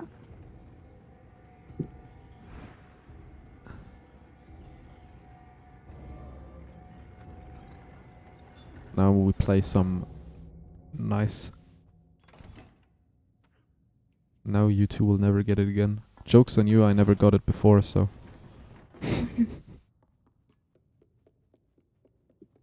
The only one possibly not getting sausage skip anymore is Sai. My setup is save as well. Save. That's another funny word that I Ri- like to add to Yeah. ridiculous strats.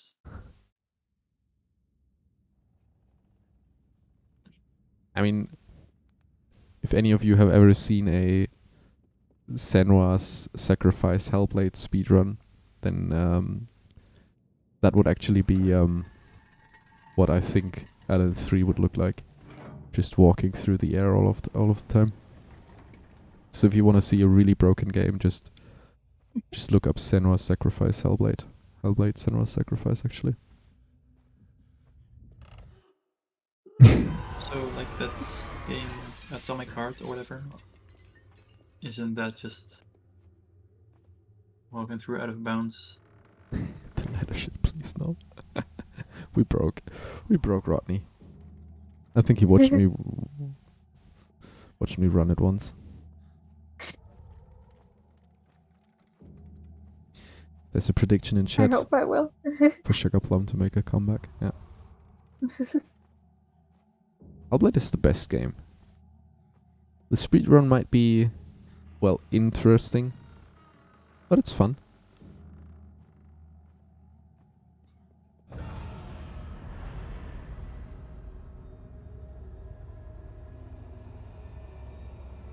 Is Dosu done? I covered up the stream. No, So I Not- can't see. not yet. Okay. No. Just being transformed. Mhm.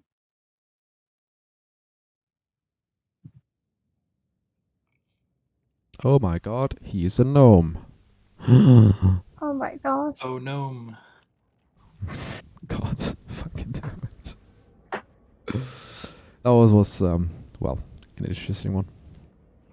And now all of you get to see, who haven't seen the ending of the DLC yet, you get to see the sad tragedy that is the story of Darth Plagueis? No, wait, there was another tragedy. Of the gnome. When are we kid? Or I know. It's trying to make a bad Star Wars joke. It's the elevator. What might follow?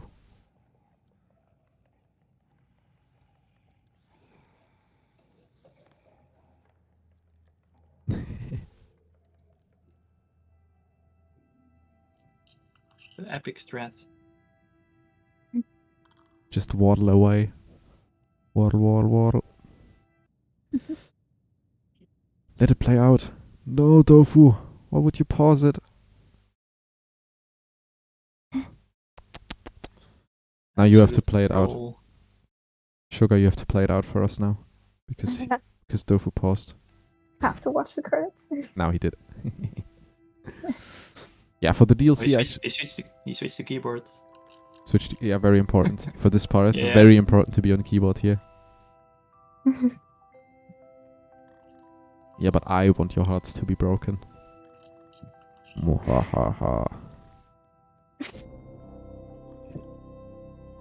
Did he just snipe the bottle? What happened? Well, actually, time was already a little while ago, but the host is sleeping, so around 47, I would say 30 to 40. Pretty wow. close together, both of them. Yeah.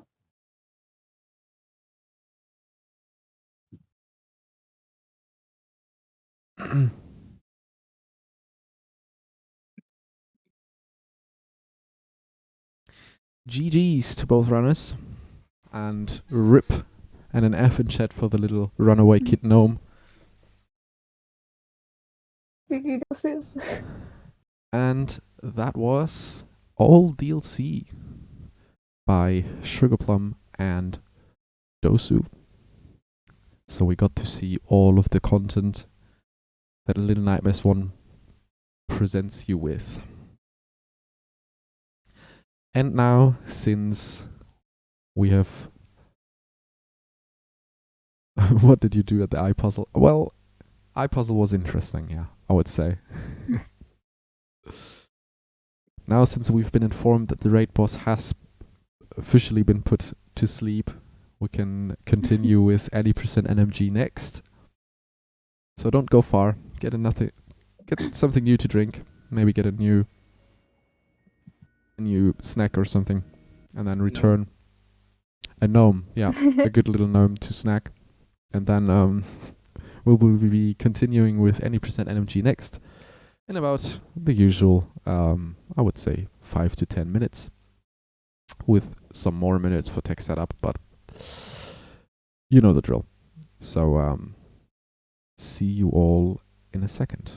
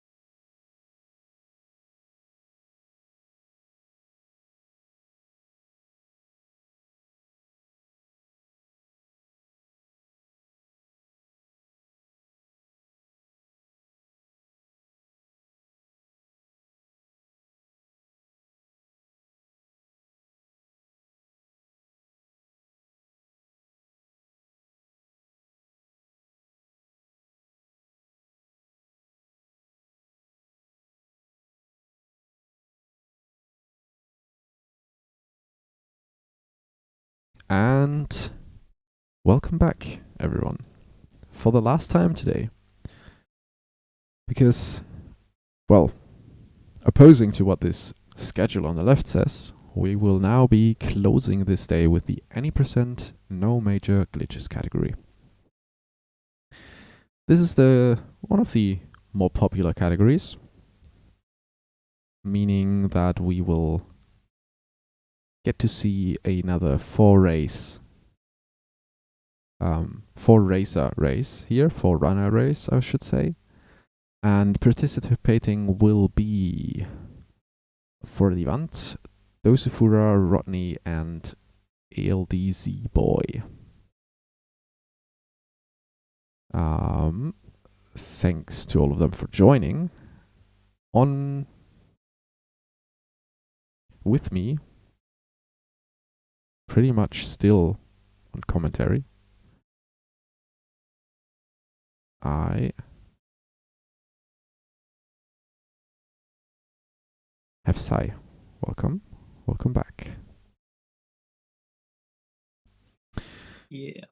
Right, I'll just steal.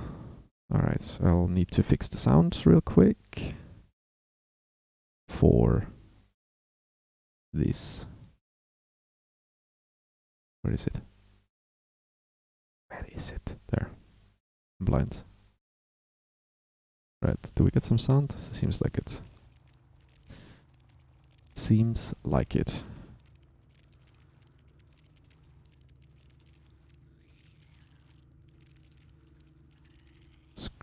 Frozen on screen. Bloop, bloop, bloop. Oh yeah, true. Very true, very true. Let me fix that real quick. I mean, we can also have twice. We can have Rodney twice, but that would be pretty boring, I think.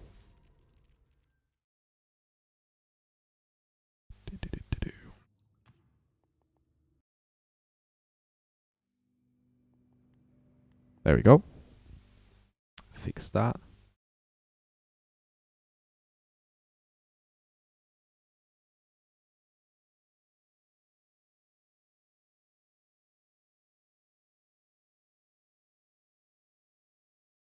All right.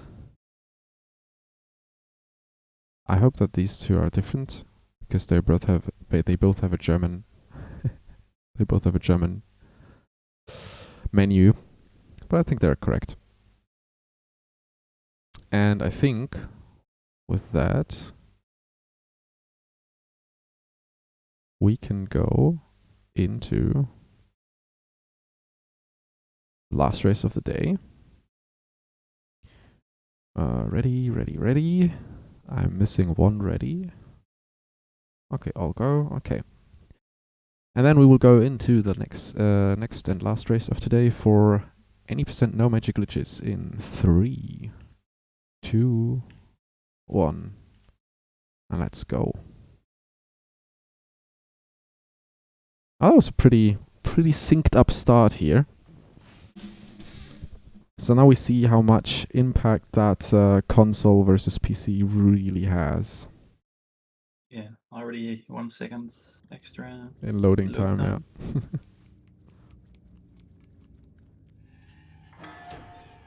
I don't know if sound is good or not. Let's just go with the Rodney sound and see if that works. I hear some sound. I just hope Rodney doesn't have the stream out open in the background and then everything is good. Maybe for next time I need to make a tutorial how to use that audio capture. Yeah, it's the first thing you can add as well, so. Yeah. Alright, any percent NMG. So, as I touched on slightly earlier, any percent no magic glitches is an interesting category, let's say it like that. With the discovery of kitchen clips, there was pretty much more interest in a category that would restrict the glitches being allowed. And with no magic glitches, we try to get into that territory as much as possible, but just in the nature of what is a glitch and whatnot. That discussion was held and is still being held to this day, and it's just some things might seem glitchier than other things to certain people, and that's just Yeah. all I'm gonna say to that. So With many clown face reactions. yeah, so no major glitches means, or for us means, that we are not, well, disallowing all glitches per se. There are some things that might be considered a glitch that are still allowed, but the big glitches that aren't allowed are obviously the kitchen clips, also hunger skips, and the hook warp specifically. That's like the biggest And pulley skip. and as pulley. well, Yeah, true. Pulley. Some others. I can't even read the rules. And then yeah, some that might be considered smaller or minor skips, to just from the amount of time that they might or might not save. Yeah, no hunger skips, no pulley skip, no zips except for garlic zip. Yeah, because it's accidental. Yeah, no hook warp, no kitchen clip, no zero cycle, no sausage skip. Yeah, that's pretty much it. Yeah.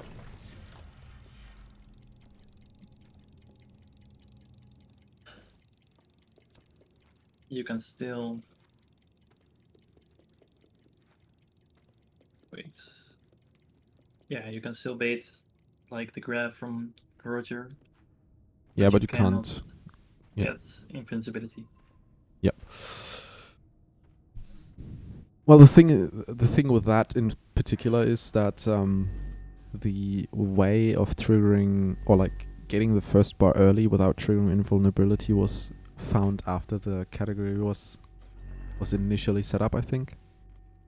So yeah. Yeah, the casual way is 2 cycle, and 0 cycle requires a glitch that's banned, so now people do 1 cycle and it's allowed. Yeah.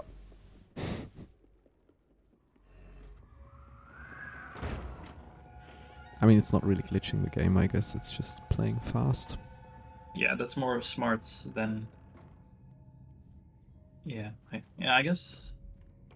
Then you get back into debate of what's a glitch. Yeah, definitely. Like if you just run to the bar faster, but Roger still arrives normally, then well, you didn't really glitch the game. That was more of an oversight. Yeah. So we will be seeing the amount of time that all the hunger animations take. So if we just have a look at like Rodney or Tofu's screen right now, you see that each of the animation takes, well, quite Yeah. a significant 6 to amount of 8 or time. whatever, 5 to 8 seconds. Yeah, Depends on which somewhere one. in that ballpark. So all sets, I think all sets together save about like 1.5 to 2 minutes if you get all Is the it that skips. much? I don't know. I thought it was. I mean, it's well, 3 sets, and each of them has like, I think they are maybe closer to a minute and not like 1.5. Yeah, it should be actually 1.5, I guess.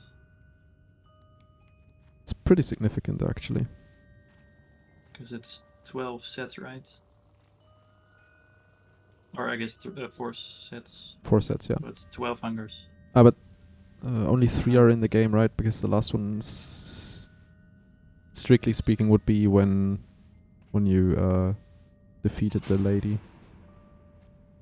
Oh no, it's still 4. No, it's still 4. Prison, lair, Prison, kitchen, lair, and kitchen. I guess area. Yeah, true. The 5th one would be out of the run. Yeah, I have received some YouTube comments, or one at least. Like, why do you stop the time so early? I don't But know. yeah, it's pretty much an auto-scroller, right? So that's why it was decided. I mean, Because technically the credits would be more logical, probably, yeah. but if you actually run it, then it's really boring. Yeah. So I guess you could argue that's not a valid reason, or there's no reason to do it. Those are two sides, I guess. Pretty much the same reason why we started LN2 time where we started it, because before don't really, or like even that when in this game you don't start from resetting from checkpoint, but Yeah, I don't know why they made it so annoying. No. And then too, yeah, LN2 is really annoying that you can't reset that from checkpoint. because it's not some kind of lore exposition or whatever, okay? Because in that case, I would have understood why they didn't want the player to skip it. But now it's just a door. Yeah. And I've seen like, okay, let's estimate it. Maybe like 10 hours of that cutscene. Probably, I don't yeah. even know.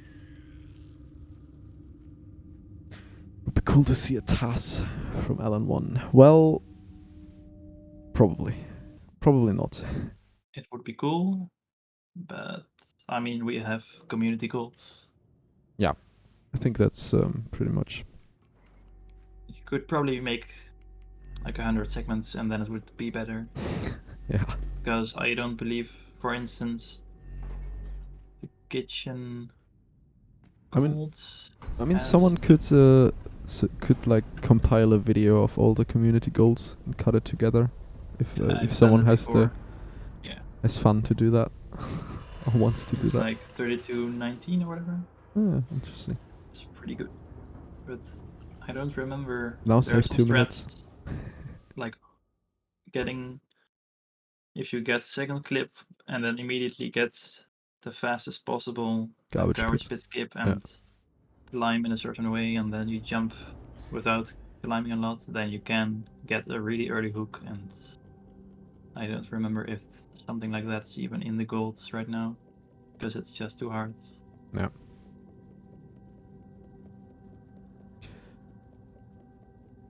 So, straying away from what the runners are doing, because most of this is just what we've seen earlier, just finishing up prison, trying to get through everything there as fast as possible, getting the nice Medusa cycle, or resetting from checkpoint, one of the two. Not doing hunger skips by muscle memory, as I've True. demonstrated at some point in the past, I guess. That must have been last year. I think so, probably, yeah. What the I just saw that line, I was like, yeah. Yeah. My brain was just like, okay, now we have to do let's this. skip this. The monkey was in your brain, most likely. Yeah.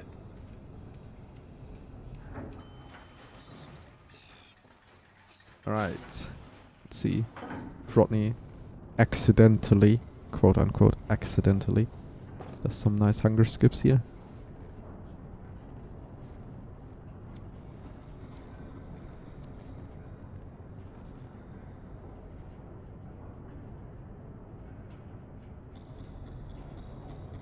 Hi there. Welcome along. Yeah, for NMG, what you want to do with the hungers is that you want to try to jump as much as possible. Which will basically, you can cue the hunger animation, and then you have more movement speed for longer times.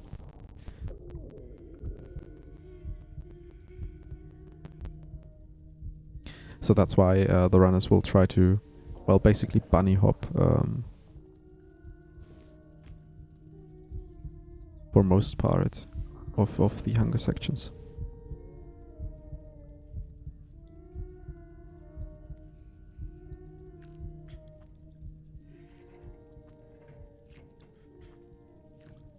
Oh, we don't have a... We've got some Rodney supporters in the chat. Yeah. Entire families here. I don't think we have any runner that hears us, right? Because if so, the runner could try to show all the shadow sixes in the hunger sections. Because I don't know if all all of the people watching this know, but in every hunger that appears, or in every hunger section in the game, there is a shadow version of Six that appears during the last hunger animation, and then or like while Six eats and then disappears right after that, giving a nice little touch to that lore behind the entire hunger thing.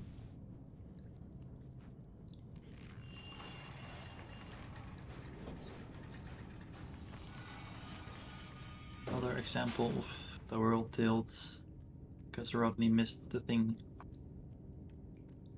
The hook thing, Yeah, or like the swinger. because it was all the way to the right. What does it mean to the lore Shadow 6? I mean, you can interpret it, right? It's like it's open, I guess. So you can say, well, either it means that the eating thing for Six somehow brings her closer to her evil side or something. So, for example, in this hunger that 41 is in right now, Six would be, if you tilt the camera all the way up, Six would be on one of the rafters above. In the first one in prison, she would be sitting to the right on the cage where you climb through later on. Then in what will be next, kitchen, I think she's just sitting somewhere in the background to the right. And then in guest area, she is well, pretty much center of the screen, just a little bit further up. And I don't think she appears in the last one that is after the run, basically. I mean, I guess then she has become Yeah. Evil 6. Oh. Pretty much. So that would be one of the possible interpretations, I would say. Also, fun fact, the arms that close the cage come out of the hole that connects to Out of Bounds. So if we could survive on the roof Out of Bounds, then you would fall through the same hole that the arms come out of. The good old Which is kinda noodle funny. arms. Yeah, they're just floating out of bounds. Yeah, I think I saw that with Nico's free cam thing.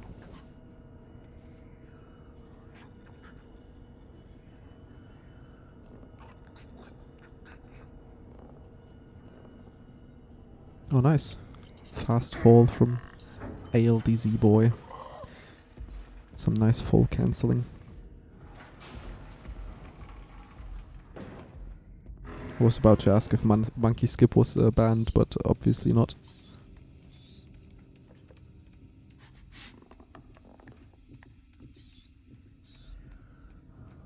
I guess not many people know about my backup strats.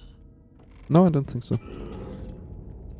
Maybe now more people will know if they rewatch this, which I doubt, but whatever.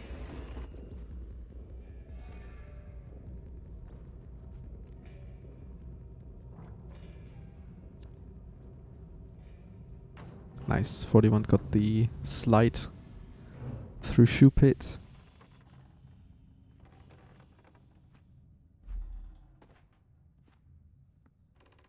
And now some nice little hops. Actually, another fun fact, sometimes, very rarely, or like two things, sometimes very rarely that happen in prison are first with, where you get trapped by Roger and he drags the cage away, which contains runaway kit.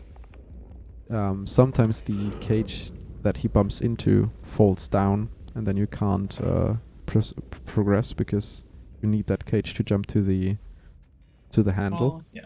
In casual playthrough. But you can still go from the backgrounds. Yeah, true. You can use the background, yeah. And then the second thing is that in the chase sequence back to the elevator, sometimes Roger just spawns down there and you just run straight into him, and then you get killed immediately. I don't know what triggers him there. It's just weird. Yeah, there's some weird trigger business going on, so maybe, or I guess it's just Unreal Engine again. And for the gauge, if you have lower FPS, It's more likely to happen, right? yeah, I think so. The collisions are more buggy and they're already in a Yeah. high FPS. I'm not sure if Rodney might have lived that actually. Yeah, I feel like he should have just, yeah, okay, but then it would have been more punishing. Yeah, true. That's if he just jumped late, he wouldn't have been grabbed. Yep. Probably. What the heck is going on with ALDZ? That was interesting. I guess multiple Roger animations overlapping each other.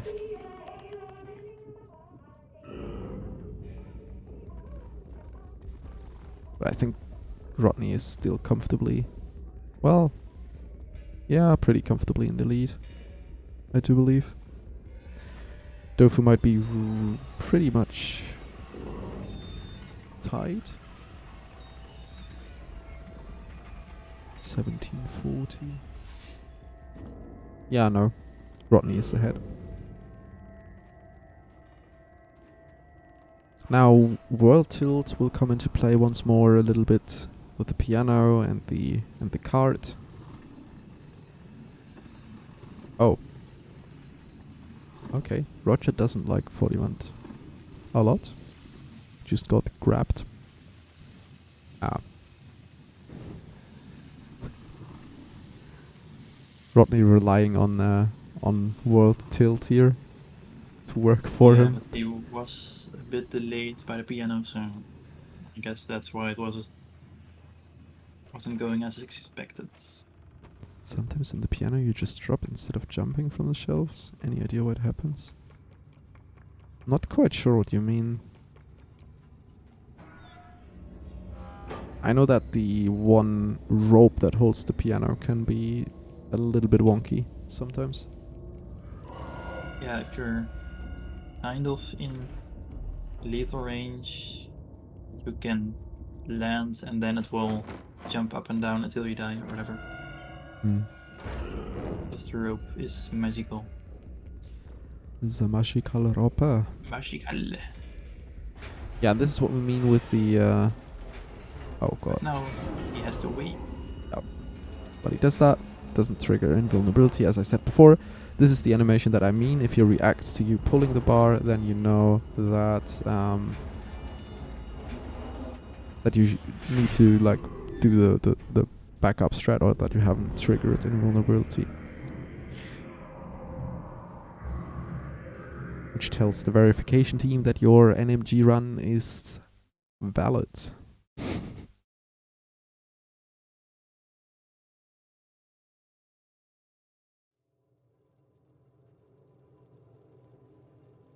I think Rodney and Dofu are pretty much very, very close to each other, to say the very least. And then we have 40 and ALDZ trailing a little bit behind, but was kind of to be expected. Just because I think Rodney being in like the top what now? 3 or 5? 5, actually. And then we have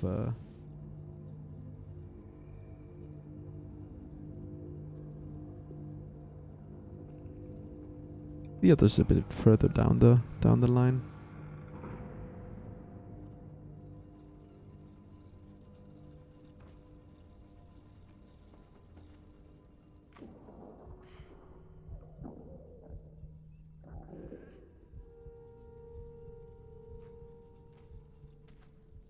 And then of course we have Dofu being the undisputed Switch god. I mean, he's not world record holder for Allen 1 any percent anymore, but I think that's mostly due to being on a Switch instead of being on a proper console, I would say. Yeah, loading times on Switch are no fun. You just sit there after prison for 1 minute looking at a black screen, just wondering when you get to play the game again. Not the most fun experience if you're speedrunning.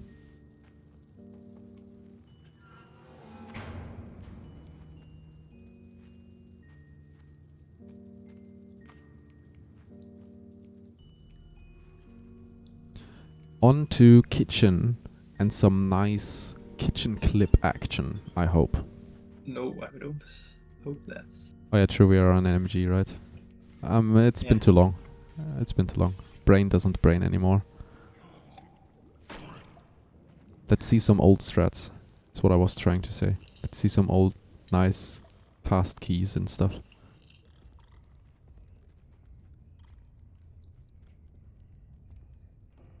Maybe I tricked one of the runners into doing kitchen clips. Maybe not. Guess they're not listening. Yeah, just...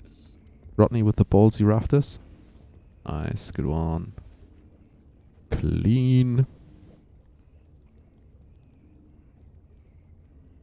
Yeah, for the moment I think Rodney is still NMG world record holder for any percent. NMG for PC, what I was trying to say. And I'm 7th place. But I only did one run, which was like my 5th attempt. I'm like, what, 10th? 13th. Yeah, I mean... I am curious about how many people voted on the rules and didn't actually get to play it. I would say like 8 out of 12 voted on the rules and didn't play it. I think we had like somewhere around 12 votes. I didn't vote at all. Well, yeah. Because I wasn't in the community yet. I think. Yeah, it was really hard to get that somewhere. Yeah, the game wasn't glitchy enough. I mean, when it first started, yeah. And then I think with kitchen clips, the urgency pretty much rose. Like the day after, someone was like, okay, let's do this now. Yeah, I mean, I was trying to push it before, but couldn't really get to a rule set that I was satisfied with. I mean, we haven't really reached that state anyways, but then it was just more urgency from the community to get this. Yeah, I feel like the zero hopping in NMG is a bit controversial, maybe. I mean, there's multiple points that are clearly controversial. And I Yeah. totally get the points for and against it. Early So. elevator, of course. Yeah, and then like monkey skip and stuff like that. It's just... yeah, I don't know. Also banning of hungers. I mean, some people just wanted a... well, some people just wanted a category without kitchen clips. So we could have basically done any percent all kitchen clips. And then we would have the old any percent routing pretty much. Yeah. And then... But that's in the category extensions, right? did we edit? I don't think so. I don't think we actually it's in added there. that. Did There's we? any percent no kitchen clips in. With category no runners on it, right? I think there's one. Well, to be honest, I could also just do a run And in yeah, quotation marks because I can just upload. you could just my upload my old 37. run, yeah. That would count. Also, Astral Spiff is here. Welcome. Yeah, 6 years for LN1. Very true. 20% no kitchen clips. 4 runners for PC. 2 runners for console. Well.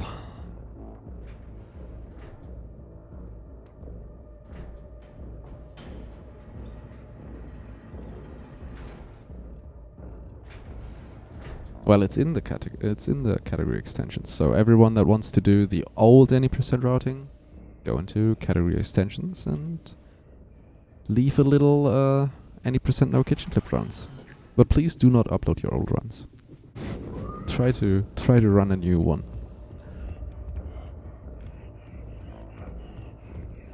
Nico is still around. Yeah. Just the overall political situation in Europe isn't really helpful for some. But we did find a good setup for wilderness skip at least. Yeah, true. Thanks to Nico mostly. So I think he never ran the second game. He just participated in routing it. the demo. Yeah, demo, I think. Demo was interesting as well.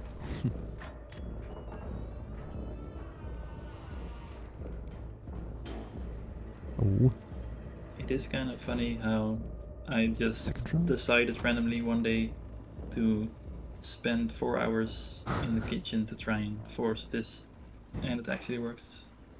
And the funny thing is that, like, 2 months or 3 months before that, on a race, I believe, I somehow randomly said, wouldn't it be funny if we could abuse hitboxes from chefs?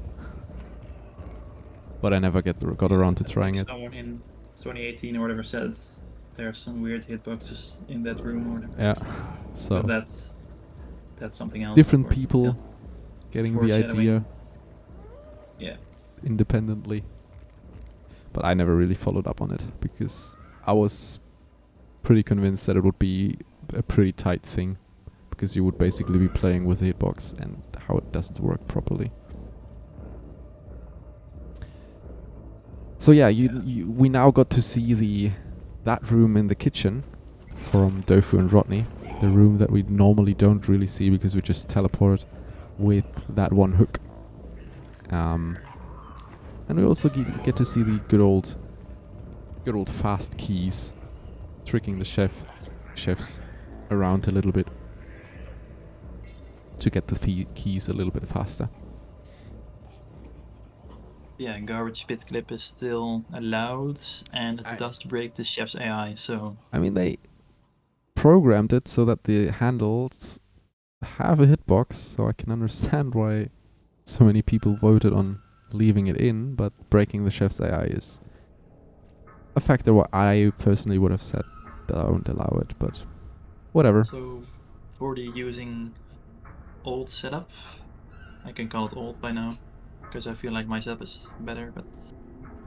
I think you can actually make it through that door, right? But it's like really, really tight. Oh, I just mean like the garbage pit clip Yeah. angle, I mean, like this instant return. The instant angle change doesn't really help, even for controller. oh no, is this a second kitchen clip setup? Or is this a... No, okay. This is a fast elevator setup. I was about to say maybe we're seeing a second kitchen clip here. Illegally. Oh, actually, Dofu's now in the lead, right? Taking it from Rodney a little bit. 40's still trying to get that. He's stubborn. He wants it.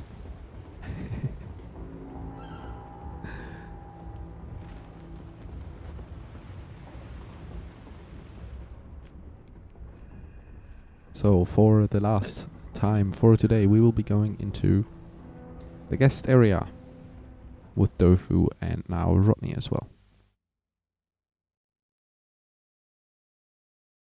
Rip. I still don't know what the actual setup is for, or Nico's setup.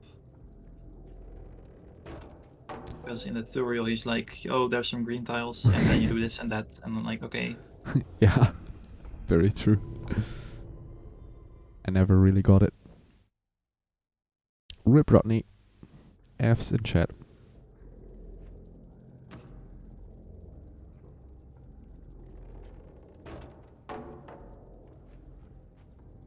I mean, it's respectable. Going for the clip. Staying stubborn. Yeah, I would have left for like after the first two tries. You have to suddenly learn the chef's AI. So I don't even know exactly how you would They're just broken anyways. consistently like. They're just broken anyways. You can pretty much just run through them.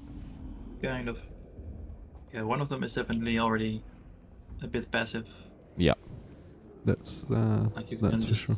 climb up the table and he will just look at you weird. Yep.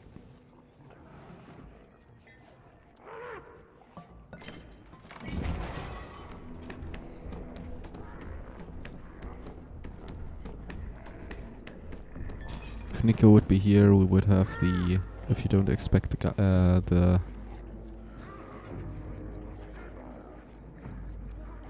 garlic skip. Chat spam. We would have gotten that by now if Nico was here. Those who do not expect the garlic sip will pay the price one day. Exactly. I can find it again.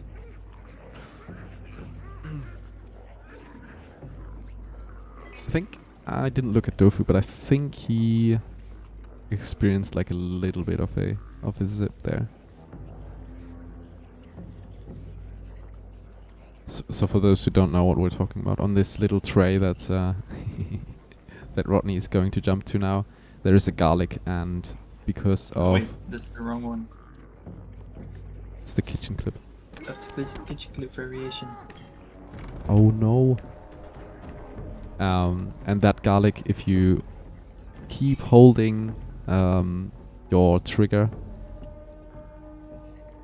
then you will actually do a little zip, because 6 will try to grab the garlic. And Right, yeah, I have the original here.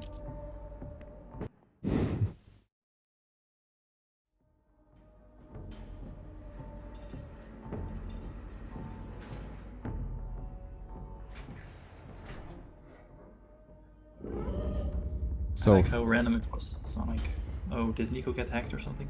no, it's just Nico. Just doing a little trolley.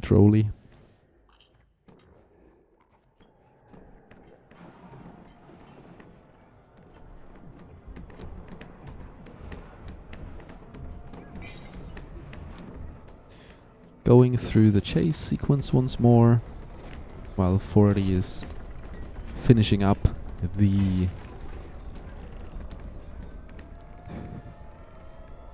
40's finishing up the kitchen, because the rollover for the chapters is up there and not where you might expect it to be, where you just leave the kitchen.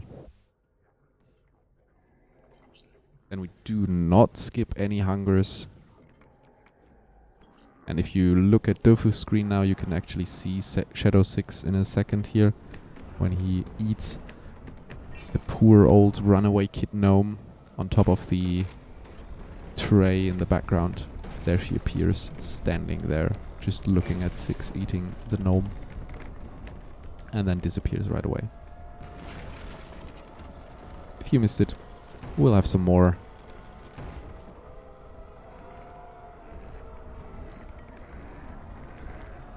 We'll have some more runners going through it. Bless you. Wasn't me.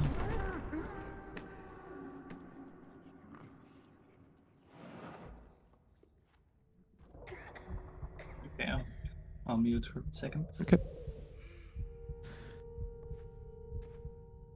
Dofu now in ladies' quarters. 40 starting out with the guest area, or like very well in it. Rodney finishing up guest area, and ALDC starting it.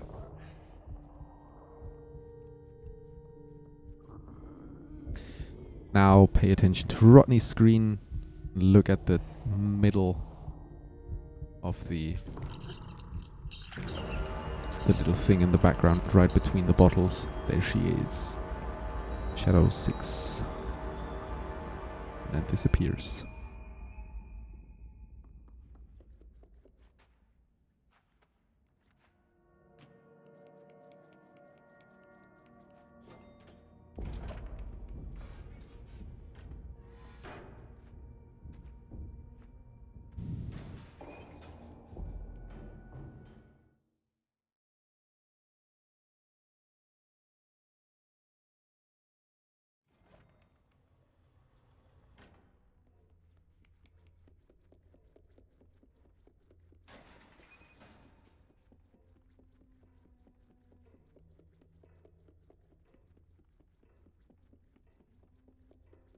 I almost wanted to say super slide, but then yeah, I don't think that's allowed. You can still do a slide bug, but you cannot do zip. Yeah. Because the slide bug is kind of useless. If you don't have the momentum to start with. Yeah, it doesn't even work for hungers, because that would be nice. You could just hold in a glitch state, but apparently the game just decides, okay, you get hunger now. That would have been so perfect, because then hunger skips would have just been a bit annoying, but you could always skip them consistently, but Yeah. it doesn't work. Some weird priority shit going on. Dofu now in the final boss fight. Finishing up. 40 now going into the last set of hungers of the run.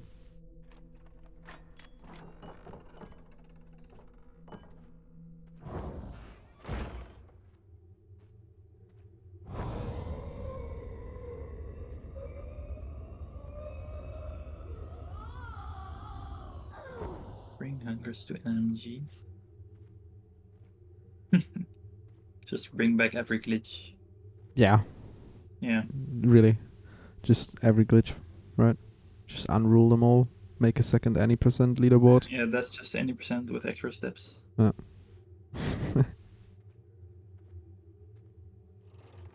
Monkey run. Monkey percent. Imagine doing monkey percent and then failing the monkey strat.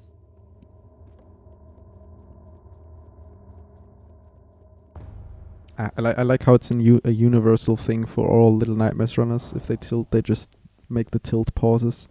After they make a mistake, they just pause the game. Hack every monkey and monkey percent. I mean, how many monkeys are there in the game? 2?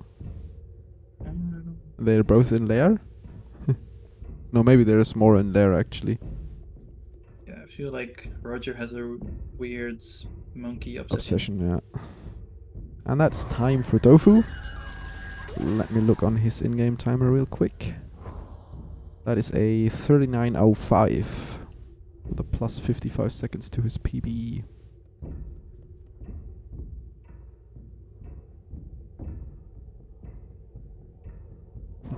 LDZ just wants to finish. I mean, it's fine.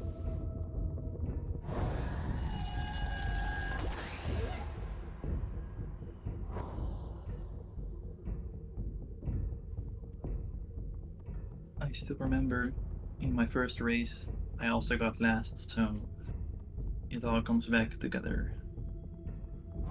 Yep. That's how it works. Racing is just... Little Nightmares racing is always interesting.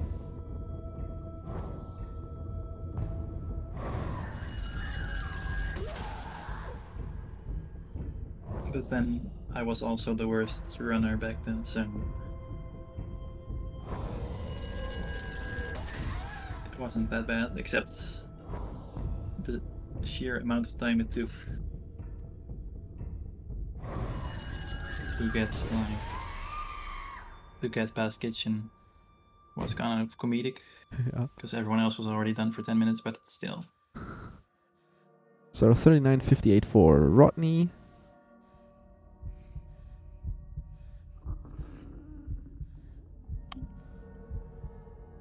And Dofu showing us the final stretch of the game that we talked about a little bit earlier. Just the part where you pretty much an auto-scroller, just hold the stick forward or the keyboard or whatever. Just move through this little scenic section while sucking the life energy out of the guests. Furthering the story arc that Six is not really a nice person after all. But what if the guests are less nice than that? I mean, probably, yeah. So 40 will be finishing up here in a little bit, and then that will conclude. What is Rodney doing? Yeah, why is he sitting on the lady? That's a little bit weird, mate.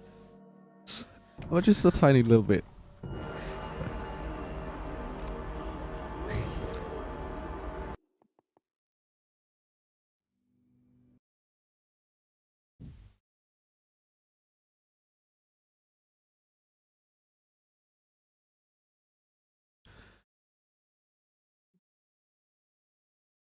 That was the worst NMG run. GG's anyways. And with 40 finishing up now as well, I think I can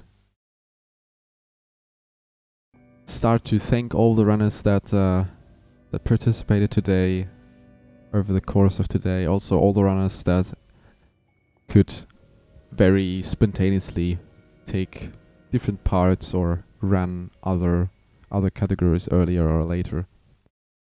Thank you all for participating, and also thank all of you for watching and chatting, having a hopefully nice time. Thank you, Sai, for joining on commentary for the last bits. Randomly. Yeah. Thank you as well for commentary and organizing the entire thing basically with Rodney, right? Yeah, and a huge thank you for Rodney for preparing the event mostly, making sure that every runner has a spot if they want to. That we have a wait, I should stop this. That we have a plan, a schedule to go by, and yeah, as always, pleasure to host these events, and hope you all enjoyed your time here on the stream. Maybe learn something. Monthly races.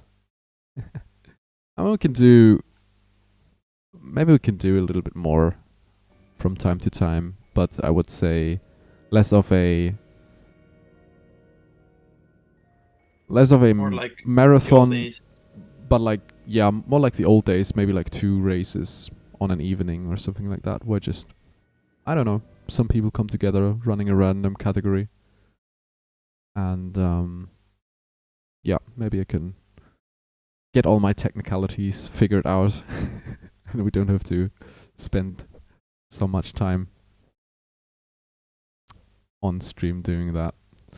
I hope you still enjoyed your stay. I think, as always, if I haven't fucked anything up with like music being around times where it shouldn't be, and in the VODs, I think you will see the runs on YouTube as always. So make sure to check out the community YouTube channel. It's just Alan Speedrunning Community. And if anyone wants to host any events or something, feel free to contact me. I can give you the data for this account if I know you well enough so that I know that I can trust you to don't do weird shit on this account. I can give you the rundown of how I host these events, and then someone else can probably do it. So it's not all just tied to me. A nice little rip from Rodney. And I think with that we can conclude this stream. Thanks you all for watching. Thank you all for staying around, and hope to see you around again. Have a good one. Bye.